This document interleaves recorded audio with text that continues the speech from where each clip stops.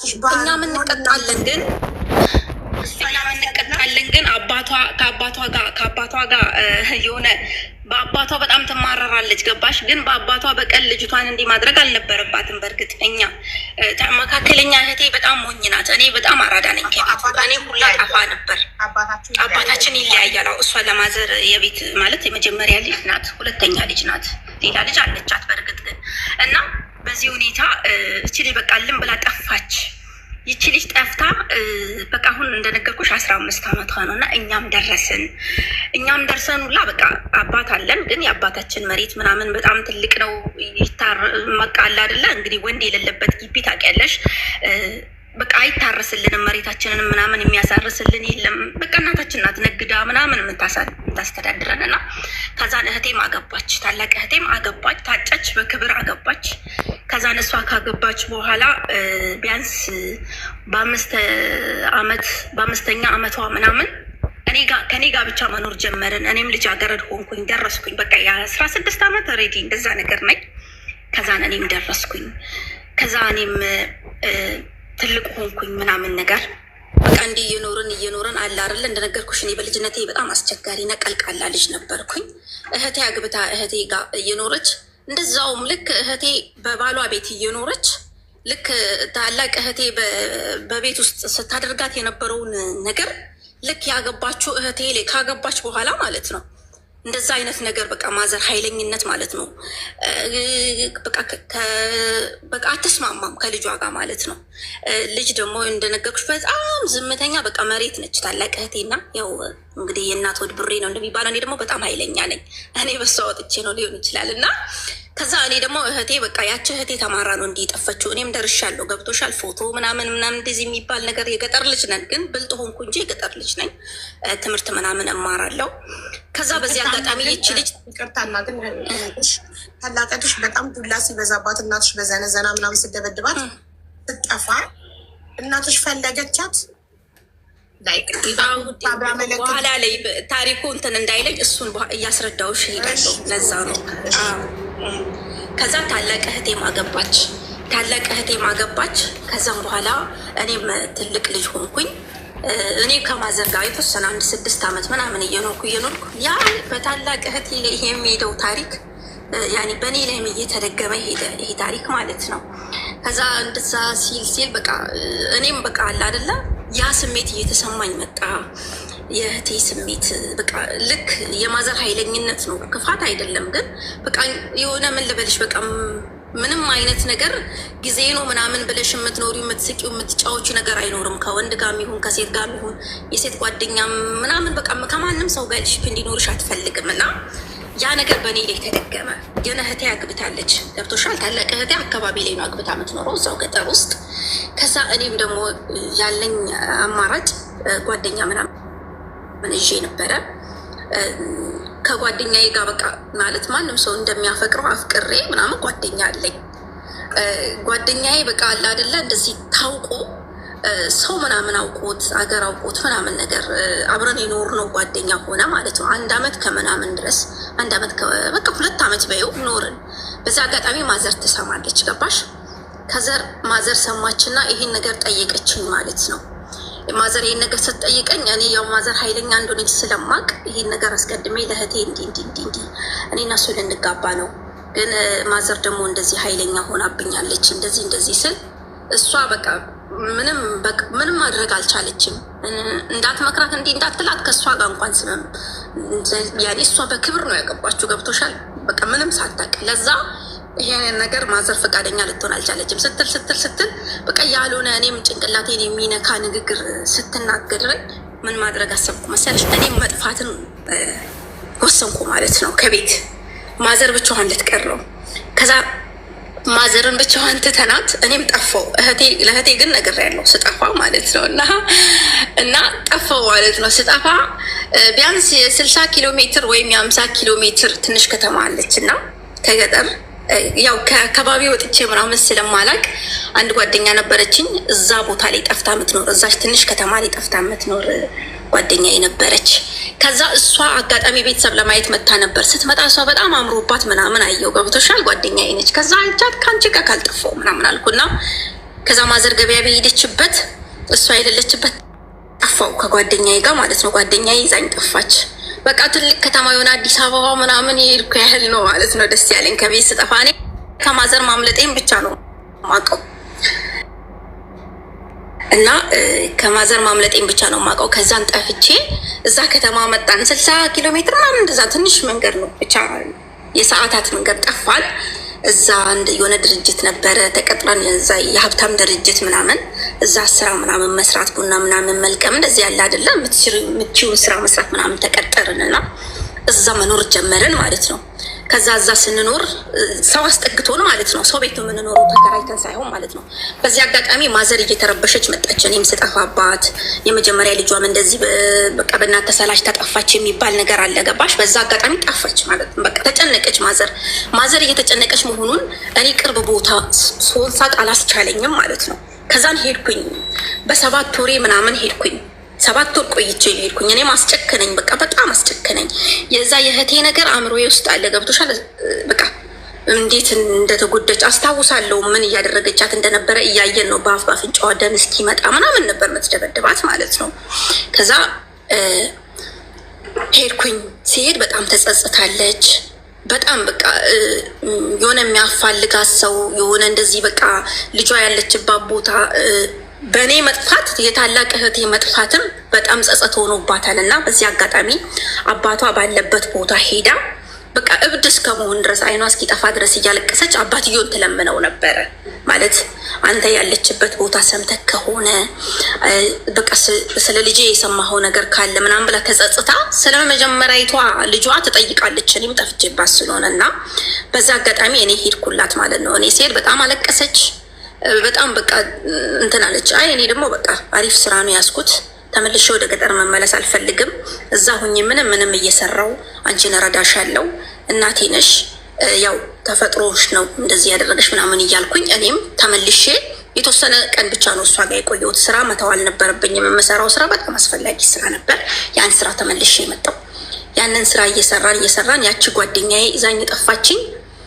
በቃ በዛው ቀጠለ። እናቴ በየገበያውን በየይቱም በቃ እንደዚህ የምትባል ልጅ አባቷን እየተናገረች ስሟን እየተናገረች ምናምን ታስፈልጋታለች። በሰው ሰው ማለት ነው። በጣም ጨንቋታል። በቃ ግን እኔ ያለሁበት ቦታ በቃ አውቃለች ገባሽ?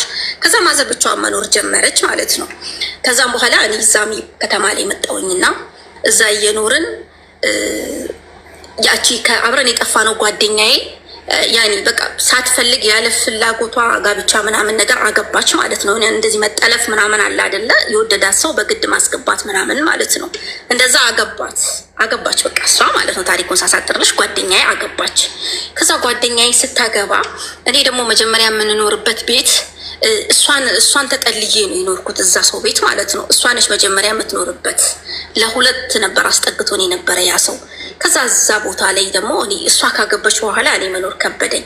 ከዛ እሷ ላይ እኔ ጋር ኑሪ ምናምን ብላ ለአንድ 10 ቀን ምናምን ከእሷ ጋር ኖርኩኝ መልስ ምናምን እስክትል ድረስ። ግን እሷ ግብታ እኔ ለምንድን ነው እሷ ጋር የምቀመጠው ምናምን ብዬ እንዲህ በተዋወቅኩት ሰው ምናምን ቤት ተከራየውኝና ቤት ተከራይቼ መኖር ጀመርኩኝ። ንግድ ምናምን እየነገድኩ እዛ ተቀጥሬ በሰራሁት ብር ወረት ንግድ ምናምን ነግጄ ሰው ቤት ተከራይቼ መኖር ጀመርኩኝ ማለት ነው። ከዛ መኖር ጀመርኩኝ እና እዛ ቤት ከዛ እኔ አጋጣሚ ሆኜ የትዳር ጥያቄ መጣልኝ ማለት ነው። በሰው ይች ልጅ ጥሩ ናት፣ እንዲህ ትነግዳለች፣ እንዲህ ትላለች በማለት የትዳር ጥያቄ መጣልኝ። ከዛን እኔም ከዛ ሰው ጋር ቶሎ ምንም ፍቅር ምናምን ግንኙነት አልጀመርንም ማለት ነው። ጠየቀኝ። ለትንሽ ጊዜ ተቀራረብን። ቢያንስ 1 ወር ምናምን ተቀራረብን። በስልክ በጣም አወራን። ለትዳር እንደሚፈልገኝ የስራ ሰው እንደሆነ ህይወቱን በቃ አብር ከኔ ጋር መኖር እንደሚፈልግ በጣም እንደሚያፈቅረኝ ምናምን ነገረኝ። በጣም አጠናሁት። ያኔ በጣም ስልሽ ጊዜ መጠቀም አለብኝ ገባሽ? ተከራይቼ ነው የምኖረው። ተከራይተሽ ስትኖሪ ብዙ ስም አለሽ። እንግዲህ ከተማ ተብሎ በጣም ብዙ ስም ይወጣልሻል ብቻሽን ተከራይተሽ ስትኖሪ እና ወሰንኩኝ። በቃ 17 ዓመት ሆኖኛል ማለት ነው። በቃ ከ7 ወር በኋላ ነው ማዘር ጋር ሄጄ ኖርኩት። ከዛ ተከራይቼ ደግሞ 5 ወር ምናምን ኑሬ ያለው 17 ዓመት ሆኖኛል። እኔ የጠፋሁት በ16 ዓመቴ ነው። ከዛ በ17 ዓመቴ እንዲህ እያልኩ እየኖርኩኝ ይቅርታ 18 ዓመቴ ነው። በ17 ዓመት እኔ የጠፋሁት አመት በቃ 7 ወር ምናምን ጠፍቼ ከዛ ሄጄ ማዘናየው 18 ዓመት ሆነኝ ማለት ነው። እዛ 18 ዓመት ሆኖኝ ከዛ ከመጀመሪያ በቃ እዛም እንደነገርኩሽ አፍቅሬ ፍቅረኛም ነበረኝ። በዛ ምክንያት ነው ከማዘርም በቃ የሸሸሁትም ከፍቅረኛ የሸሸሁትም ማለት ነው። እና ህይወቴን ብዬ መጀመር አለብኝ። በቃ ሴት ልጅ ነኝ፣ ተከራይተሽ ስትኖሪ በጣም ብዙ ስም ጎረቤት ስም ያወጣልሻል። ስትጫወቺ አንድ ሰው ቆንጆ ነሽ ምናምን ብሎ ካደነቀሽ በጣም ብዙ ነገር ስም በቃ በጣም ስም እየወጣልኝ መጣ ማለት ነው። ጓደኞች አሉኝ። ጓደኞቼ ጋር ምናምን ራሱ በቃ እንደዚህ ወይ እነሱ እኔ ጋር ምሽተው እኔ እነሱን በሰው ሀገር የተዋወቅኳቸው ያኔ በሌላ ከተማ ተከራይቼ የምኖርበት ቦታ ላይ የተዋወቅኳቸው ጓደኞቼን ራሱ ልሸኝ ሲል በጣም ብዙ ስም ይወጣልኛል። እና ከዛም በኋላ ተስማማን በቃ ከዛ ልጅ ጋር ማለት ነው። ተስማማን። ሳየው እሱም በጣም ይወደኛል። በቃ ያኔ ራሴን አሳመንኩት። በቃ ለትዳር እንደሚፈልገኝ በስተጀርባ ስለሱ ማንነት ሳጠና በጣም ጥሩ ሰው ነው። ግን የሆነ የሚያለያየን ነገር ነበረ። ምንድነው የሚያለያየን ነገር? እኔ ሙስሊም ነኝ። የማዘርን ኃይለኝነት በጣም ስለማውቀው ማዘር እንደማትቀበለኝ እርግጠኛ ነበርኩኝ። እሱ ደግሞ ኦርቶዶክስ ነው። ሃይማኖቱን መቀየር አይፈልግም በፍጹም ማለት ነው። እና በቃ እኔም እያልኩ በወር ውስጥ በቃ በጣም ስቀርበው በጣም ልጁን እየወደድኩት ምናምን መጣው። ከዛ እንየው በቃ እንዴትስ ነው አብረን መኖር ምንችለው፣ እንዴትስ ነው አብረን መተዳደርስ የምንችለው የሚለውን ነገር በጣም ተመካከርንና እሱ ሌላ ቦታ ሄዶ ስራ እንዲሰራ ስራ ሰርቶ ተወሰነ ወር ስራ ሰርቶ መጥቶ ልንጋባ ወሰንን ማለት ነው። ከዛ እዛ ሌላ ቦታ ሄደ።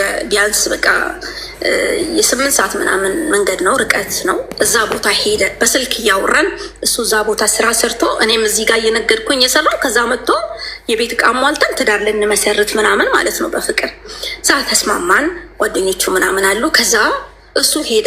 እዛ ሄዶ የሄደበት ቦታ ስራው አልመቻለው እና በ20 ቀን ተመልሶ መጣ። ተመልሶ ሲመጣ በፊት የሚሰራው ሰው ቤት ነበር። እሱ እንደዚህ ካሸርነት ይሰራል ማለት ነው። ካሸርነት ግሮሰሪ ላይ ምናምን ሙያ አለው። በቃ በጣም የጉልበት ስራ ይሰራል። በጣም ሰው ይወደዋል። ከዛ በዛ አጋጣሚ በቃ ጓደኞቹ ምናምን ለምን እሱ የስራ ሰው ነው፣ ማንኛውም ስራ ሙያ አያመልጠውም፣ የስራ ሰው ነው። ምንም አይነት ስራ ሰርቶ አንቺን ማስተዳደር አያንሰውም። አንቺም የስራ ሰው ነሽ፣ ትነግጃለሽ፣ ለምን አብራችሁ አትሆንም? ድህነት እኮ አብሬ አይደለም የተወለደው ምናምን ብሎ አበረታቱን ማለት ነው። ከዚ ሲያበረታቱን በቃ እኔ ልቤ ፈልጎታል፣ እሱም ይፈልገኛል። ያኔ በቃ በጣም ጥሩ ሰው ነው። ከዛ ወሰንኩኝ። እሺ ምናምን አልኳቸው ለጓደኞቹ። እሺ ምናምን ብዬ ለጓደኞቹ ነግሬ ለእሱ እንኳን ለእኔ እንኳን አልነገሩኝም።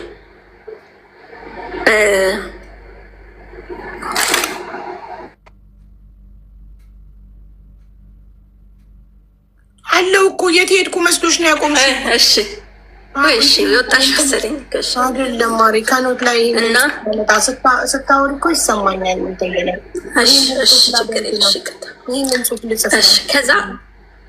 ከዛ ለጓደኞቹ እሺ አልኩኝ። በቃ ተስማማው ማለት ነው። ያኔ ተስማማው በቃ ላገባው። ከዛ እኔ ተከራይቼ ነው የምኖረው ምናምን። ከዛ ጓደኞቹ አከራዬ ደግሞ ወንድ ላጤ ነበረ። ያኔ እንደዚህ ትልቅ ሰው ነው ምናምን በቃ ኑሮ ያለው ሰው ነው።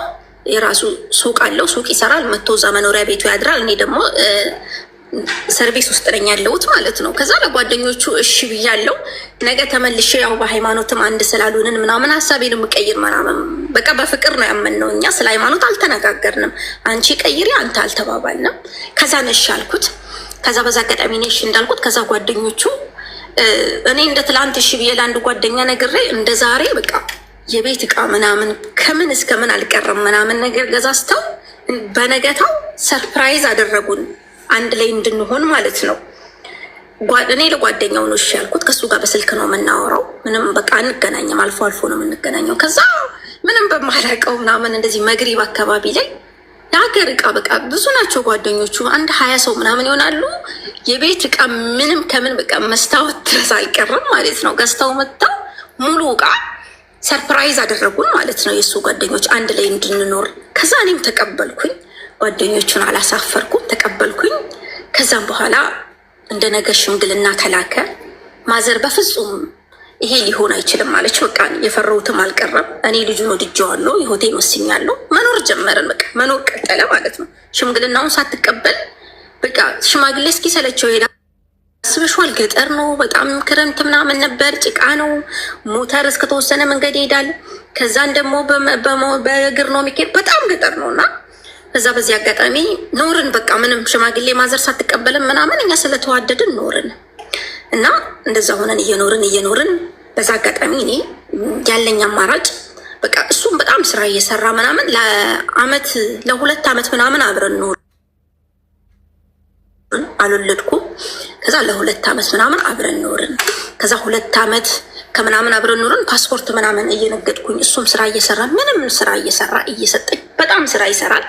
ምንም ነገር የምንኖረው ምንም ነገር የምናደርገው በቃ ብንታመምም አንሹራንስ ምንም ነገር የምናደርገው እሱ ነው የሚሰራው። በቃ እኔ ስራ ንግድ ምናምን ሲቀዘቅዝብኝ ከዛ እንደዛ ያልን እየኖርን በቃ ስለ መውለድ አንስተን ስንመካከል እኔ መውለድ የለብኝም አሁን ላይ ሀረብ ሀገር መሄድ አለብኝ ምናምን ብዬ የፓስፖርት ፎረሶስ ጀመርኩኝና ሀረብ ሀገር አጋጣሚ ሆኖ ቤሩት ሄድኩኝ። ፎረሶስ ጀምሬ ከማዘር ጋር እንግዲህ እንዳልታረቅን ነን ያለ ነው እንደዛው ማለት ነው።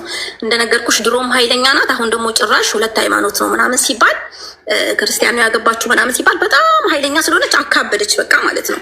ከዛ እኔም በቃ ተዋት አልኩኝና እኔም ተነስቼ ቤሩት ሄድኩኝና መስራት ጀመርኩኝ ማለት ነው። ከዛን እየሰራው ከዛ በኋላ በቃ ድጋሚ እስኪ እንደገና አንድ ቻንስ ይሞከርና ሽማግሌ ይላክ ምናምን ነገር አልኩኝ። ሽማግሌ ተላከ። እዛ ተቀበለች ማለት ነው። እኔ ስደት ከወጣሁ በኋላ ያኔ በቃ ውስጧ ማዘነ መሰለኝ። እኔም እዛ ሂጄ ትንሽ ያመኝ ጀመረ። ሀክታ ደም ምናምን ያስታውከኛል ምናምን በጣም ያመኛል። ከዛ በቃ ማዘር እንደዚህ እስኪ ማዘርም አፉ ትበለኝ በጣም አዝናብኝ ከሆነ በቃ የልጅ ፍቅርን በልጅ አልተመረቁም የሚባል ነገር አለ። ታዝናለች እና ከዛ በዛ አጋጣሚ እንትናለች። ከዛ ከባለቤቴ ጋር ታረቁ። ሰላም ተፈጠረ ማለት ነው። ሰላም ተፈጠረ። ማዘርን ሂዶ እሱ የሆነ ምን ልበልሽ በቃ ሀቡ ልክ እንደ ልጇ የለም እንደ ልጇ ማዘር ጋር መኖር ጀመረ። እዛ ገጠር ገብቶ ማለት ነው። በቃ በጣም ይንከባከባት ጀመረ። እሱ እናት አለው አባት አለው ወንድሞች አሉት ምናምን ነገር ግን እሱ በሰው እጅ ስለሆነ ያደገው የራሱ የሆነ ቤት አለው። በቃ ራሱን ችሎ ነው ያደገው ማለት ነው። ያኔ በትላልቅ ሰዎች ነው ያደገው። ከዛ እዛ ማዘር እንትን ማለት ጀመረ። ይሄን አጋጣሚ ሰው አገኘች። ገባሽ? የሆነ እንደ ልጇ የሚረዳት ሰው ስታገኝ እንደ ልጅ ባል ሳይሆን እንደ አማች ሳይሆን እንደ ልጅ ሲሆንላት ይሄን ሀሳብ አማከረችው። እንዲህ ምናምን አለችው። በጣም ስለ መጀመሪያ ልጇ ስለ እኔ አስተዳደግ ታሪክ ምናምን እንግዲህ ስትነግረው ከዛ ስለ ጠፋች ስለ መጀመሪያ ልጇ ነገረችው ለባለቤቴ ማለት ነው። ከዛ ስትነግረው እሱ ይሄን ሀሳብ አመጣ። ለምን አባቷ ያለበት ቦታ ሂደን አባቷን አንጠይቅም ምናምን ብሎ ይሄን ሀሳብ ያመጣል ማለት ነው።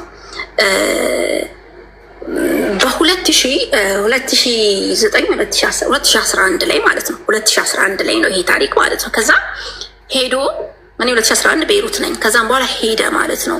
ሂዶ ከማዘር ጋር ማዘር ቦታውን ታውቃለች አባቷ ያለበት ማለት ነው። እዛ ሄዱ።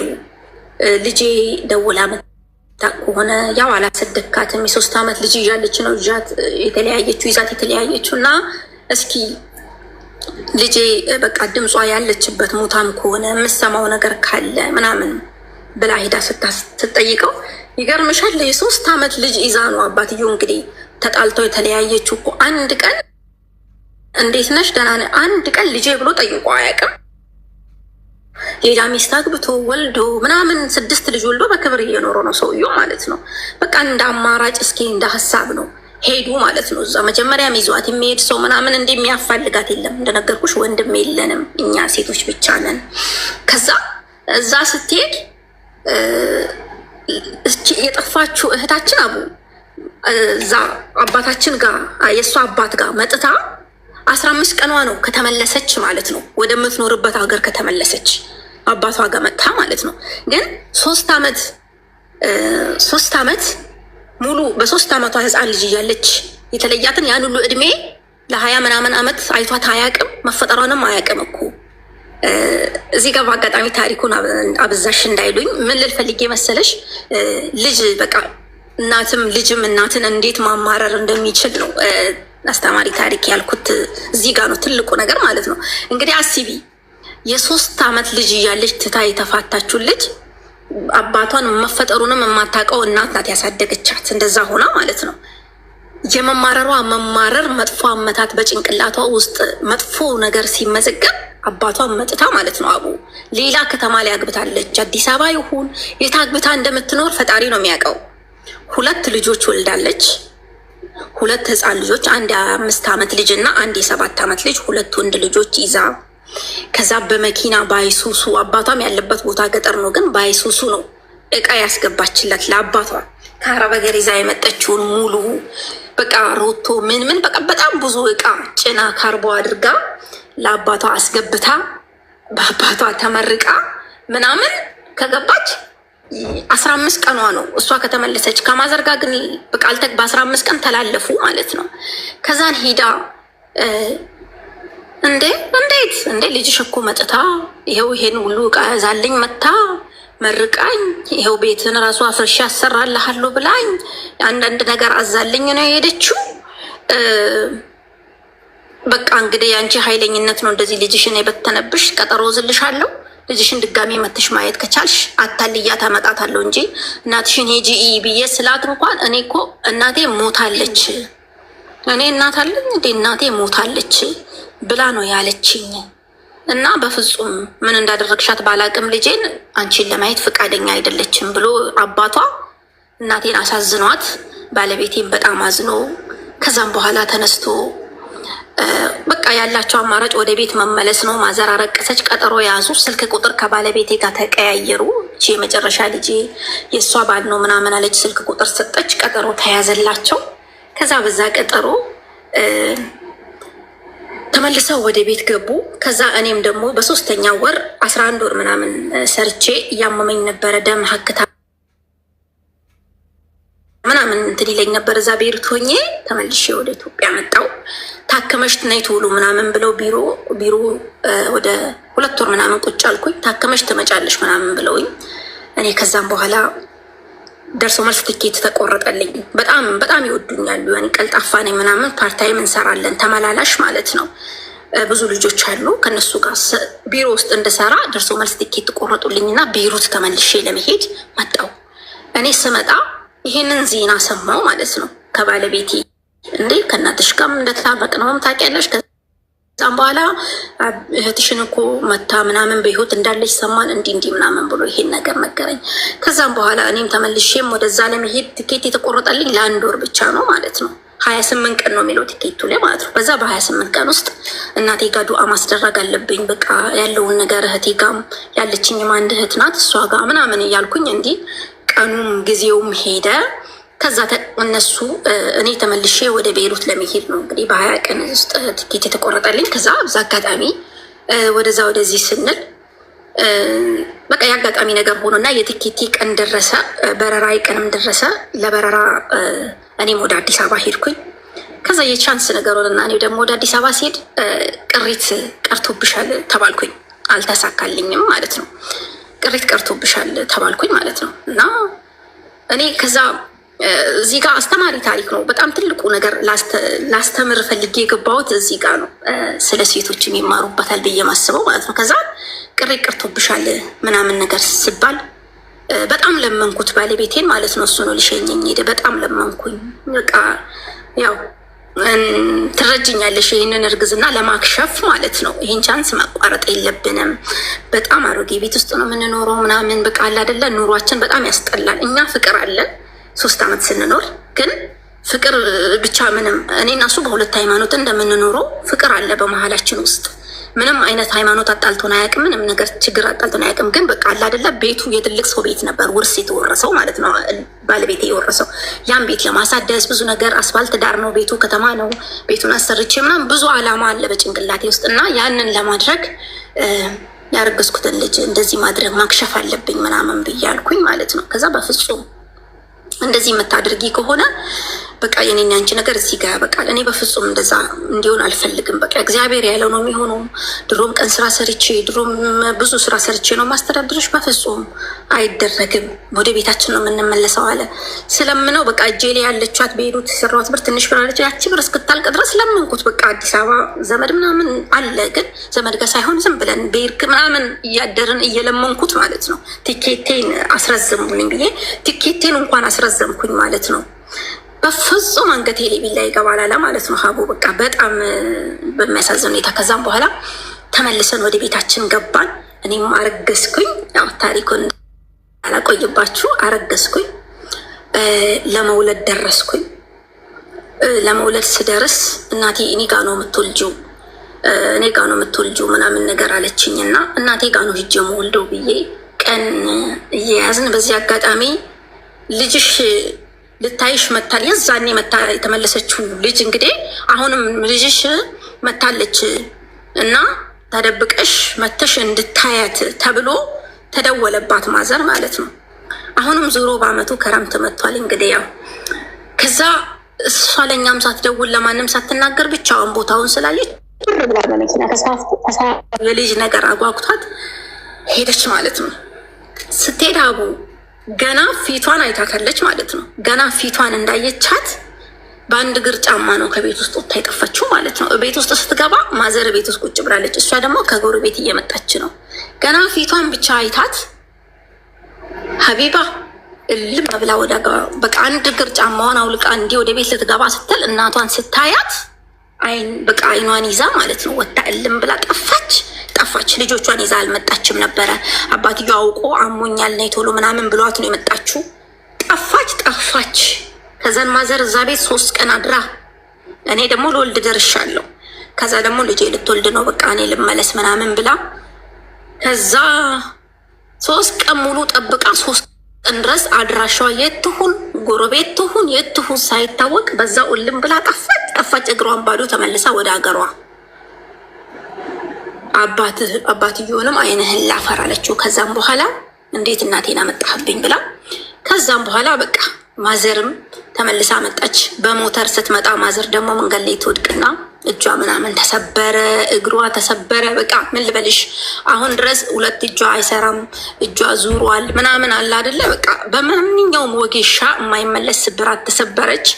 ከዛ በቃ ማዘር በቃ በዛ ሁኔታ እኔ ምን አይነት መጥፎ እናት ብሆን ነው የማለት በቃ ጭንቅላቷም እየተጎዳ መጣ። እሷም እንደዛ እያለች በቃ ማዘርም ያልሆነ ሁኔታ ውስጥ ስትኖር ስትታመም እኔም እቤቴ ወለድኩኝ።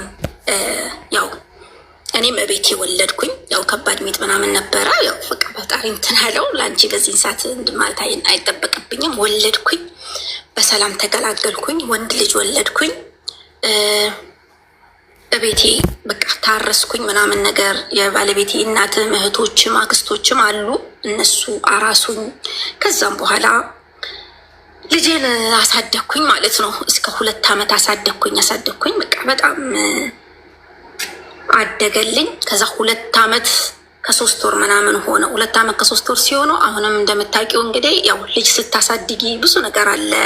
ከራስሽ ልጅሽን ነው የምታስበልጪው ምናምን በቃ የሚሆነው ነገር ሁሉ በቃ ምንም ለልጄ የምፈልገውን ነገር ሁሉ ማድረግ አልቻልኩም ማለት ነው። በቃ ልጅ የሚያስፈልገውን ነገር ሁሉ አበላዋለሁ፣ አጠጣዋለሁ። በእርግጥ ግን በቃ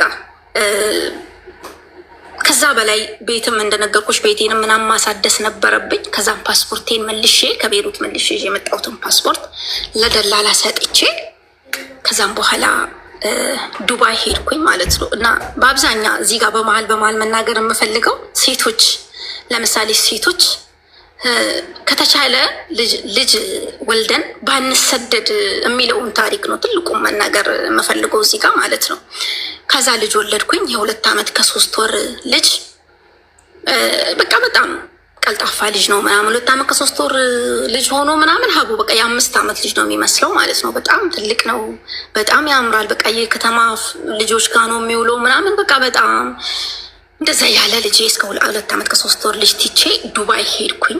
አሁንም እግዚአብሔር አልፈቀደውም በቃ ሁሉን ነገር እየሰማዎች ነው። ይህ ገስት ላይ ያለው አካውንት ቢ ፋሚሊ የሚለው የኔ ሰከንድ አካውንት ነው። እሱን ይዤ እየሰማዎች ነው። እንዳታቆም እሺ። ሽንት ቤት እሺ። ከዛን 2 ዓመት ከ3 ወር ልጅ ትቼ ከዛም በኋላ ዱባይ ሄድኩኝ። አጋጣሚ ሆኖ ዱባይ የሄድኩት በደላላ ነበረ። ያ ደላላ ደግሞ የመጣው በሰው ነው፣ ሰው ነው ያገናኘኝ።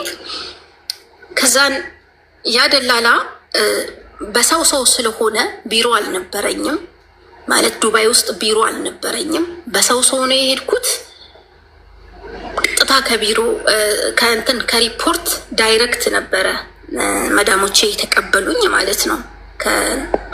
ከሪፖርት ቀጥታ ዳይሬክት መዳሞቼ የተቀበሉኝ። ከዛ መዳሜ እንደተቀበለችኝ መዳሜ ቤት ዳይሬክት ስራ ገባው። መዳሜ ቤት ዳይሬክት ስራ ገባው። ስራ እየሰራው እንግዲህ ትንሽ እዛ ቤሩት የሰራውበት ቋንቋ አልፎ እችላለሁ። ቋንቋ ያኔ በቃ ይሄን ያክል አይከብደኝም። በቃ እረዳቸዋለሁ ምናምን። ከዛ ለ7 ወር ምናምን መዳሜ ጋር ሰራው ማለት ነው። ለ7 ወር መዳም ጋር ስሰራ መዳሜ መስሪ ነች። መዳሜ መስሪ ነች፣ መስሪ ሴት ነች። ሀረብ አይደለችም፣ መስሪ ነች። ባሏ ደግሞ ያው የዛ ሀገር የዱባይ ሀረብ ነው፣ መዋጥን ነው ማለት ነው። እዛው ዱባይ ነው፣ የዱባይ ተወላጅ ነው። 7 ወር ሙሉ ስሰራ ለ7 ወር ስልክ አልነበረኝም።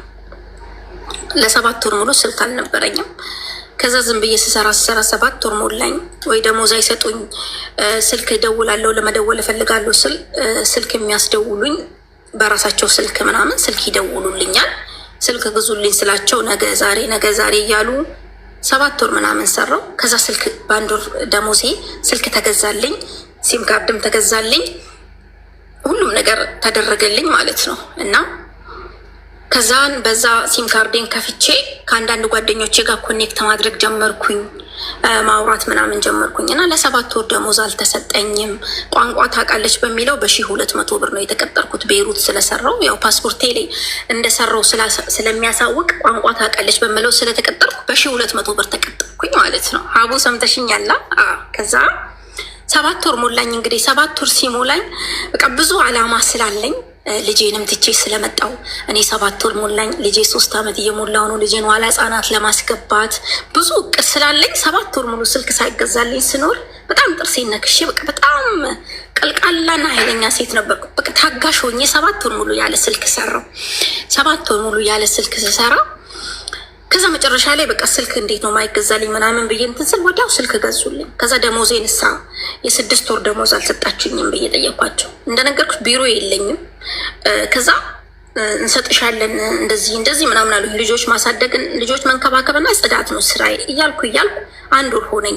ቀጠልኩ። 8ኛ ወር ሆነኝ ማለት ነው። ከዛ ስልክ ይዤ ከጓደኞቼ ጋር ምናምን ማውራት ጀመርኩኝ። ከዛ ጓደኞቼን ሳማከራት አንድ ጓደኛ ያለች በጣም በቃ የምናወራ እሷ የሰፈር ልጅ ናቸው። እንዴት እስካሁን ዝምት ያለሽ ምናምን፣ አንቺ ደሞዜን ስጡኝ አለዛ ቢሮ መልሱኝ በያቸው አለች። 8ኛ ወሬን ሳልጨርስ ደሞዜን ስጡኝ ወይም ቢሮ መልሱ ወይም ደሞዜን ስጡኝ ብዬ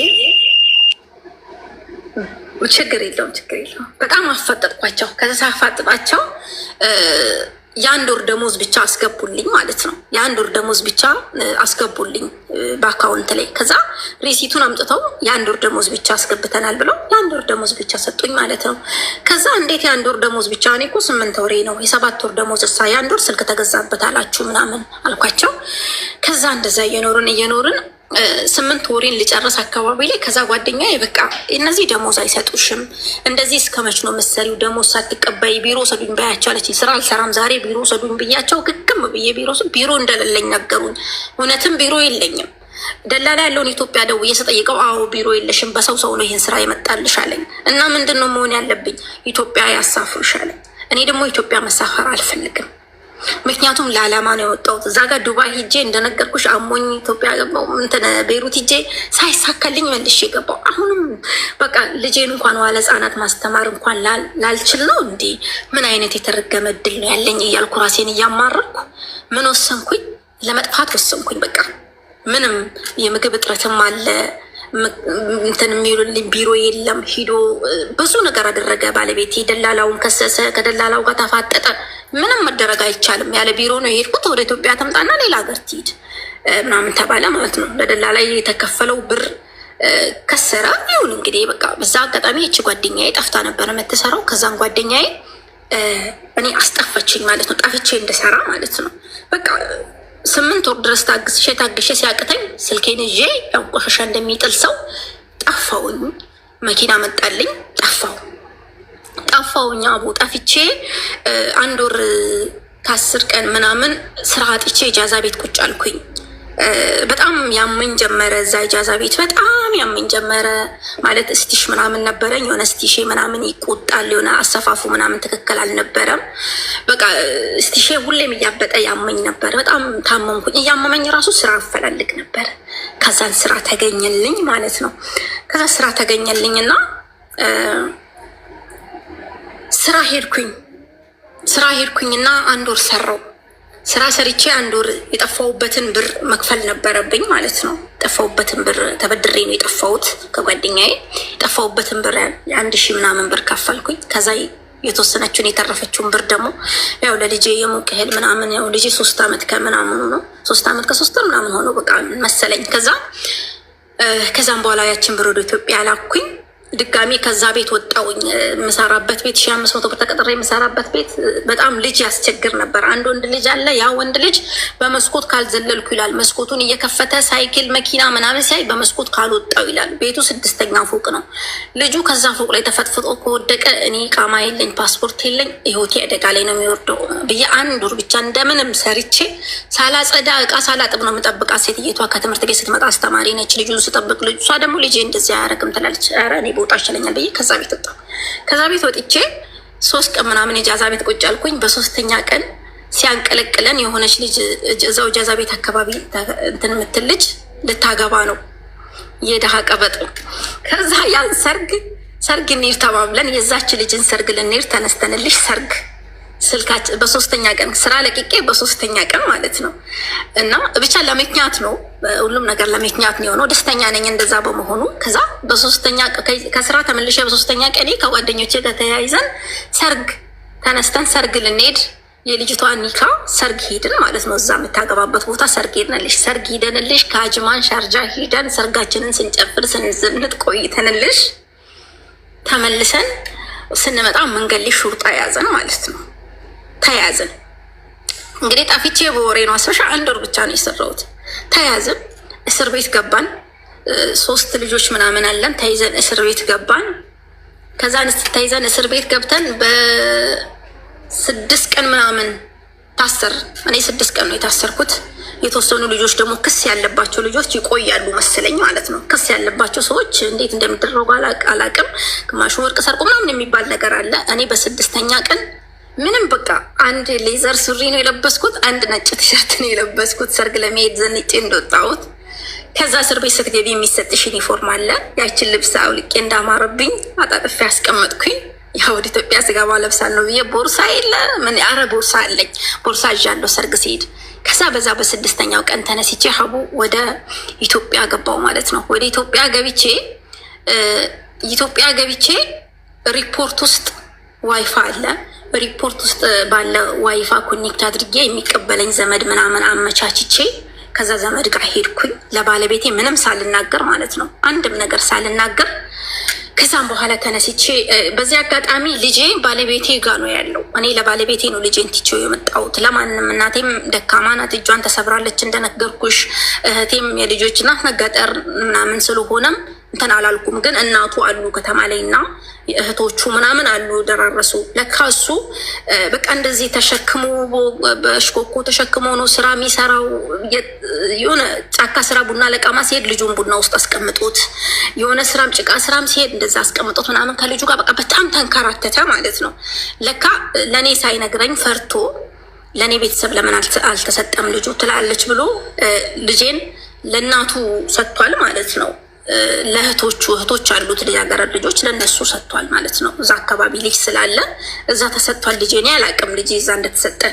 ከዛም በኋላ እኔም ተይዤ ገባውን። ከዛም በኋላ አዲስ አበባ 2 ቀን ምናምን ቆይቼ ከዛ ምንም ነገር ሳልነግረው አዲስ አበባ ሆኜ ለጓደኞቼ አረብ ሀገር ላሉ ጓደኞቼ ትንሽ ብር ምናምን እንዲልኩልኝ አድርጌ ጓደኞቼ የተወሰነ ብር ላኩልኝ። የተወሰነ 1,000 ምናምን ብር አዋጥተው ላኩልኝ። ያንን ብር ባላኩልኝ ብር የልጄ ጭንቅላት እንዳይጎዳ ያው ከሀገር ስወጣ ልጄ ሳይክል ትገዢልኛለሽ ምናምን እያለኝ ነበርና የወጣሁት። በዚህ አጋጣሚ እኔ ያቺ ጓደኞቼ በላኩልኝ ብር ትንሽዬ ሻንጣ ገዝቼ ለልጄ ልብስ ምናምን ገዝቼ ተነስቼ ገባው። ስገባ ቤቱ ባዶ ነበረ። እሱም በጣም ደነገጠ። ሳልነግረው ሳልደውልለት ቀጥታ ቤት ነው የሄድኩት በጨለማ ሄጄ ጅማ ከተማ ጅማ ሪፖርት እዛ ጅማ መናራ ሆኜ እንኳን ለ2 ሰዓት 3 ሰዓት ድረስ ቁጭ ብያለሁ። ገባሽ? መሬቱ እንዲመሽ በጨለማ ለመግባት ማለት ነው። በቃ በጣም ቅስሜ ተሰብሯል። ገባሽ? ግን ያ ጓደኞቼ በላኩልኝ ብር ሻንጣ ምናምን ገዝቼ ትንሽዬ ልብስ ምናምን ገዛዝቼለታለሁ ለልጄ። ስገባ ቤቱን ባዶ ሳገኘው ልጄ በቃ በጣም ከፋኝ ማለት ነው። አላ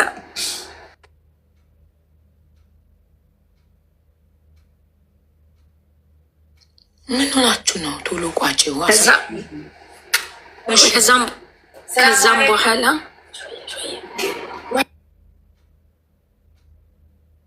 ቆይ መዳም መታባት ነው።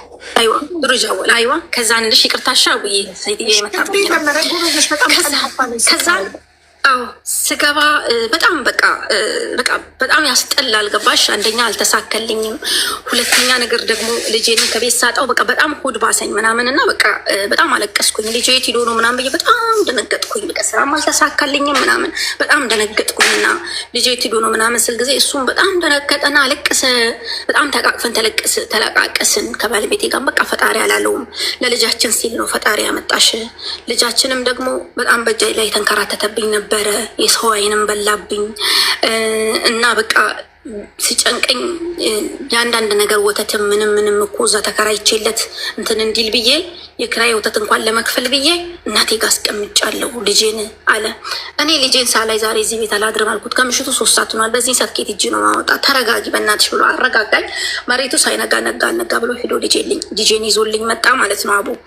እና በቃ ትቼ ሄድኩት ልጅን አላገኘሁትም። በቃ ትቼ ሄድኩት ልጅ አይደለም። በቃ ልጄ በቃ አባቱ በጣም ያምራል። አባቱን ነው የሚመስለው ልጁ። በጣም ነው የሚያምረው በቃ ማለት ነው። ገና እንግዲህ 3 ዓመት ከምናምን በቃ 4 ዓመቱ ነው ማለት ነው። ከዛም በኋላ እንዲህ እያልኩልሽ ልጄ በጣም ከስቷል። በቃ በጣም ተጎሳቅሏል። ወይኔ ልጄን ትቼ ባልተሰደድኩኝ ምን አለ እንደወለድኩ ከእንትኑ ባሳደግኩ ለማይሳካልኝ ብዬ በቃ ከልጄ ጋር እንትን ማድረግ ጀመርኩኝ። ልጄን እንደ እናት በቃ በጣም ተንከባክቤ መያዝ ጀመርኩኝ። ልጄ ደሙም ተመለሰ፣ ያው ውፍረቱ፣ ያዶጮነቱ ሁሉ ነገሩ ተመለሰ። እንትን ማድረግ ጀመርኩኝ። ልጄን እንደ እናት በቃ በጣም ከዛ አያት ሚዩት አድርጊ። በዛ እንደዛ እያልን እየኖርን ከዛ ልጄንም አሁንም ያ ህይወት በቃ በጣም በቃ ደስተኛ የሆነ ህይወት መኖር ጀመርኩ። በቃ እየነገድኩኝ ምን እያልኩኝ ያው እሱም የሰራ ምን እያለ በቃ ምንም የለም እጄ ላይ ምንም ገንዘብ የለም። እንደነገርኩሽ ከአዲስ አበባ ለልጄ ልብስ እንኳን ጓደኞቼ ብር ልከውልኝ ነው ምናምን ገዛዝችለት የገባሁት። ከዛም በቃ እንዲህ እያልኩ እሱ በሚሰራው ብር እሱ ጥሩ ስራ እየሰራ ነበር። በቃ በጣም ጥሩ ብር እየተከፈለው ምናምን የሰው ፍቅርም አለው። ከዚህም በፊት የሚሰራበት ቤት ሰዎችም ደግሞ ስላላቸው እነሱ የሚረዱት ጀመረ። ልጅ ስለወለደ ምናምን እንደዛ ያልን በቃ መኖር ጀመረ። ድጋሚ ስደት ምናምን ነገር የሚለውን ነገር ከጭንቅላቴ ሰርዤ እየኖርኩ ያለ በቃ አሁንም ልጆች ትምህርት ቤት ሲሄዱ ምናምን ሀቡ ጭንቅላቴን በቃ ጭንቅላቴን የሚነካኝ ንግግር መናገር ጀመረ ልጄ ማለት ነው። እኔ ለምንድነው ኬጂ ማልገባው? እኔ ለምንድነው ኬጂ 2 ማልገባው? እኔ ለምንድነው ኬጂ 1 ትላለች። በቃ ሰፈር ልጆች ትናንሽ ልጆች የሚሉትን እየሰሙ እየመጣ በጣም አንጀቴን በላኝ። በቃ እኔ ኬጂ ልጄ ማስገባት አለብኝ ምናምን ነገር አልኩኝ። ከዛ 4 ዓመት ይሙላው ምናምን 4 ዓመት ሳይሞላው አይመዘገብም ምናምን ዋለ ህጻናት አሉ ማለት ነው። ከዛ ለምን 4 ዓመት እስኪሞላ ለምን ምናምን ነገር 3 ዓመት ከምናምን አንዴ ልጅ የምገባ መጀመሪያ ስላላስመዘገብሽ አሁን ጊዜው ስላለፈ ትምህርትም ሊያልቅ ስለሆነ 4 ዓመት ሲሆነው ታስገቢያለሽ አሉኝ። እሺ አልኩኝና በቃ በጣም ልጄ በቃ ሳይክል እንደዚህ ሳይክል ሳገዥልኝ እንትና ሳይክል ተገዝቶለት ምናምን ይለኝ ጀመረ ማለት ነው አቡ። ወይኔ በቃ አልኩኝና አሁንም አላስችለኛልና የፖሊስ መረጃ ምናምን አውጥቼ ፓስፖርት አወጣውኝ አሁንም ማለት ነው። በቃ ራሴን አክሜ ተነስቼ ልሽ አሁንም ለልጄ ስል በቃ አሁንም መሄድ አለብኝ አልኩኝ። ከሱ ጋር ተበጣበጥን። በፍጹም አይሆንም አለ። አትሄጂም። ምን ጎደለ? ልጁ ከሆነ የመንግስት ትምህርት ቤት ይማራል። የደሃ ልጅ ነው። የመንግስት ትምህርት ቤት እናስተምረዋለን። ትምህርት ሲከፈት የምን ዋለ ህፃናት ነው። ልጁን ደግሞ እኛንም እናሳምነው ምናምን ነገር አለን። እንዴ ያለን እምቢ ብዬ ፖሊስ መረጃ ምናምን ወጥቼ ፓስፖርት ጀመርኩኝ። ሁሉ ፎረሶስ ጀመርኩኝ።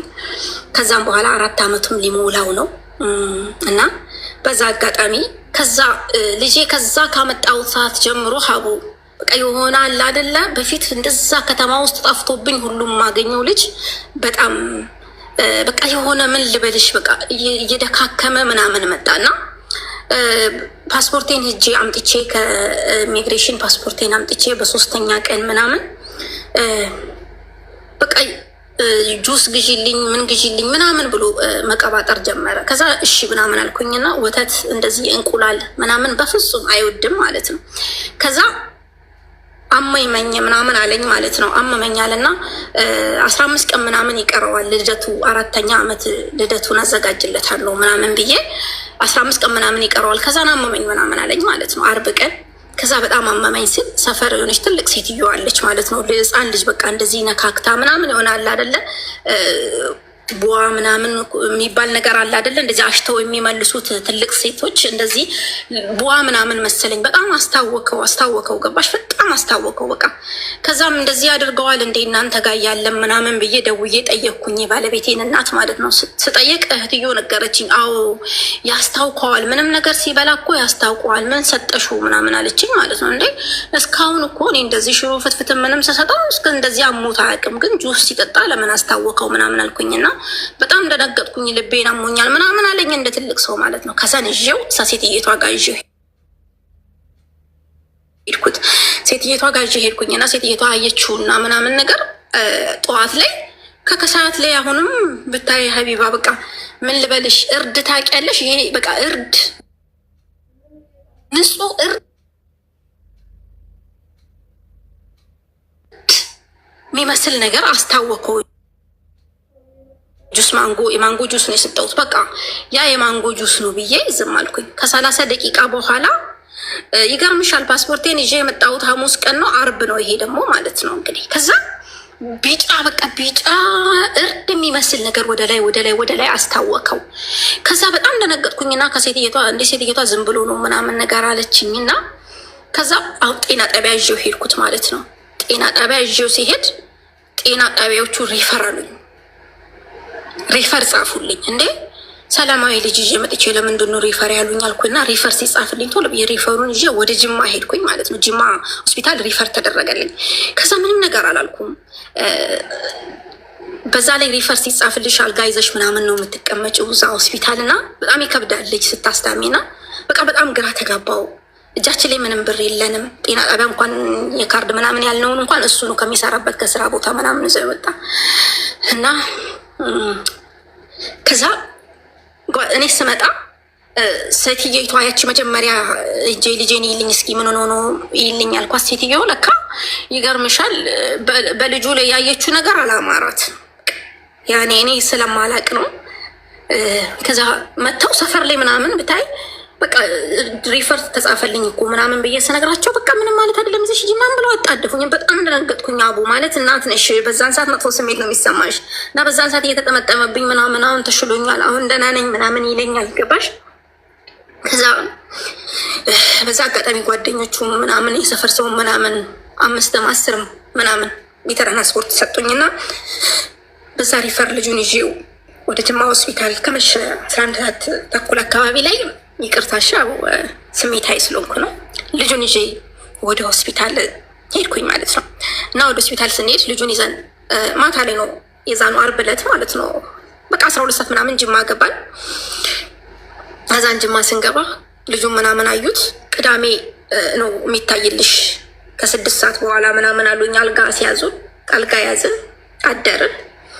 ከዛ ጠዋት ላይ ሲነሳ አቡ ትላንትና ያስታወካት ቱካት ራሱ አይኑ ምንም አይታይም። በቃ ቢጫ ነው። በቃ ቢጫ ታውቂያለሽ፣ ቢጫ ነው። እና ከዛ ዶክተሮቹ አዩትና ይሄ ልጅ ጎርፍ ጠጥቷል አሉኝ ማለት ነው። ጎርፍ እንደዚህ ዝም ብሎ የዝናብ ውሃ ምናምን የለም እንደዚህ አይነት ነገር ጠጥቷል እና ልጁ ጉበቱ ተጎድቷል ምናምን ነገር አሉኝ ማለት ነው። በቃ ማለት ሀቢባ መሆኑን ነው ያጣሁት። በቃ ያማል ስሜቱ ይኖርልሽ አልችልም። ልጁ ተነስቶ ይንቀሳቀሳል። ልጅ ምንም አልሆንኩም እናቴ ምን ሆነሽ ነው ይለኛል። እኔ ሳለቅስ ማለት ማመን አቃተኝ። እንዴት ዶክተርን ውሸታም ነው ልበል? ምን ልበል? እንዴ ሊሆን አይችልም ብዬ ከዶክተር ጋር መከራከር ጀመርኩኝ። ጓደኛዬ ከኔ ጋር አለች፣ ከኔ ጋር ሄደች አለች፣ የሰፈር ልጅ ጓደኛዬ። እሷም ይሄ ሊሆን አይችልም ምናምን አለች። ስሙን እየጠራችሁ ምናምን ወደ ዛሬ ስታደርገው እሱ ነው በቃ ማለት በጣም ይስቃል፣ ይጫወታል ምናምን ማለት ነው። በቃ የሆነ እዤ ልወጣም እዤ ልገባም ተቸገርኩኝ። ላሳክምም ዶክተሮቹ ያሉኝን ነገር ማመን አቃተኝ። ከዛ በቃ ይተኛ ምናምን አሉኝ። አቦ አርብ ቅዳሜ ዕለት 10 ሰዓት አካባቢ ላይ የሌለ በጣም አመመው ከሚባለው በላይ በቃ አመመው። ልቤን አለኝ ልቤን ያዥኝ አለኝ። በቃ ከዛ ሽንት ቤት ወሰጅኝ አለ። ሽንት ቤት ወሰድኩት። በፍጹም ሽንቱን ላዩ ላይ አይሸናም። ከ2 ዓመት ጀምሮ በስነ እንትን ብዬ ስቆጣው በቃ ለምዶ ላዩ ላይ አይሸናም። ከ2 ዓመት ጀምሮ ሽንቴን ሲለኛ ላዩ ላይ ላለመሽናት ላዩ ላይ እንዳይሸና ብዬ ሽንት ቤት ይዤ ሄድኩኝ። ሽንት ቤት ይዤ ሴት በጣም አስታወከ አቡ በጣም አስታወከ። በጣም ከሚባለው በላይ አስታወከና ለአንዴና ጁስ አለኝ። ጁስ የለም። ከዛ ያልታመመ ልጅ ነው ሆስፒታል የገባሁት አቡሪ ፈር ስለሆነ ምንድን ነው የሚለው ጨንቆኝ ነው። ከዛ አባት ኦርቶሎጂ እስከዛለት ምናምን ከዛ አስተኛሁት። ከዛ ማታ ላይ በጣም ደከመብኝ። ከዛ በአፍንጫውም በአፉም ደም ማስታወክ ምናምን ጀመረ። በጣም በቃ ማለት ትሰራዋ ቤት ይለኛል፣ ደህና ነኝ ይለኛል። ገብቶሻል? 4 ዓመቱ ነው።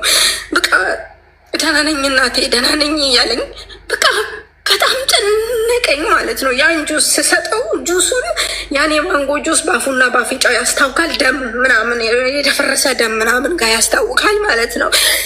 ከዛ በቃ በዛ አጋጣሚ ሐኪሞቹ እንደዛ ሲሉኝ እናትየውም እህቶቹ ምናምን በፈጠነ መጥተዋሉ። በቃ ደክሞብኛል ልጄ ምናምን ስል በቃ ሰፈር ጓደኞች ባለቤቴ የሰው ፍቅር ስላለው ሙሉ ጓደኞቹ ምናምን መጡ። በመኪና በጨለማ መጡ። 3 ሰዓት ተኩል ምናምን ላይ በቃ እንደዚች ሲጠበቅ በአፉ ግሊኮስ ምግብ እንትን ስላለ በምንድነው የሚደረገው? ግሊኮስ የምግብ ግሊኮስ ተደረገለት ማለት ነው። በኦክሲጂን ማለት ነው። በኦክሲጂን አደረ እና ከዛም በኋላ በቃ ምንም ነገር ብቻ እንደዚህ እጁን ብቻ እየዘረጋ እኔን ማቀፍ ብቻ ነው የሚፈልገው ማለት ነው። በቃ ከዛ አንደበቱም ተሳሰረ። ከዛ ነጋች፣ መሬቷ እንደዚህ ነጋች ማለት ነው። ከዛ እሑድ ጠዋት ንጋት 12 ሰዓት አካባቢ ላይ በቃ ዶክተሮቹን በጣም ለመንኳቸው። ልጄ በጣም ደክሞብኛል፣ እየተናገረኝም አይደለም። ቅድም እናቴ ደህና ነኝ እያለኝ ነው። በካችሁን ኦክሲጂኑን አንሱና ልጄ አንዴ አውራኝ በእናታችሁ በቃ ምናምን ነገር አልኳቸው። በቃ አንዴ ልጄ የሆነ ነገር ይበለኝ በእናታችሁ ስለምናቸው። ሐኪሞቹ ይመካከራሉ፣ አቡ ይመካከራሉ። ቀዶ ጥገና ይደረግልሽ፣ እስኪ ትንሽ ተረጋጊ ምናምን በቃ ዶክተሮቹ ታውቋቸዋል። እና ከዛ በጣም በቃ ሶሪያ ብዬሽ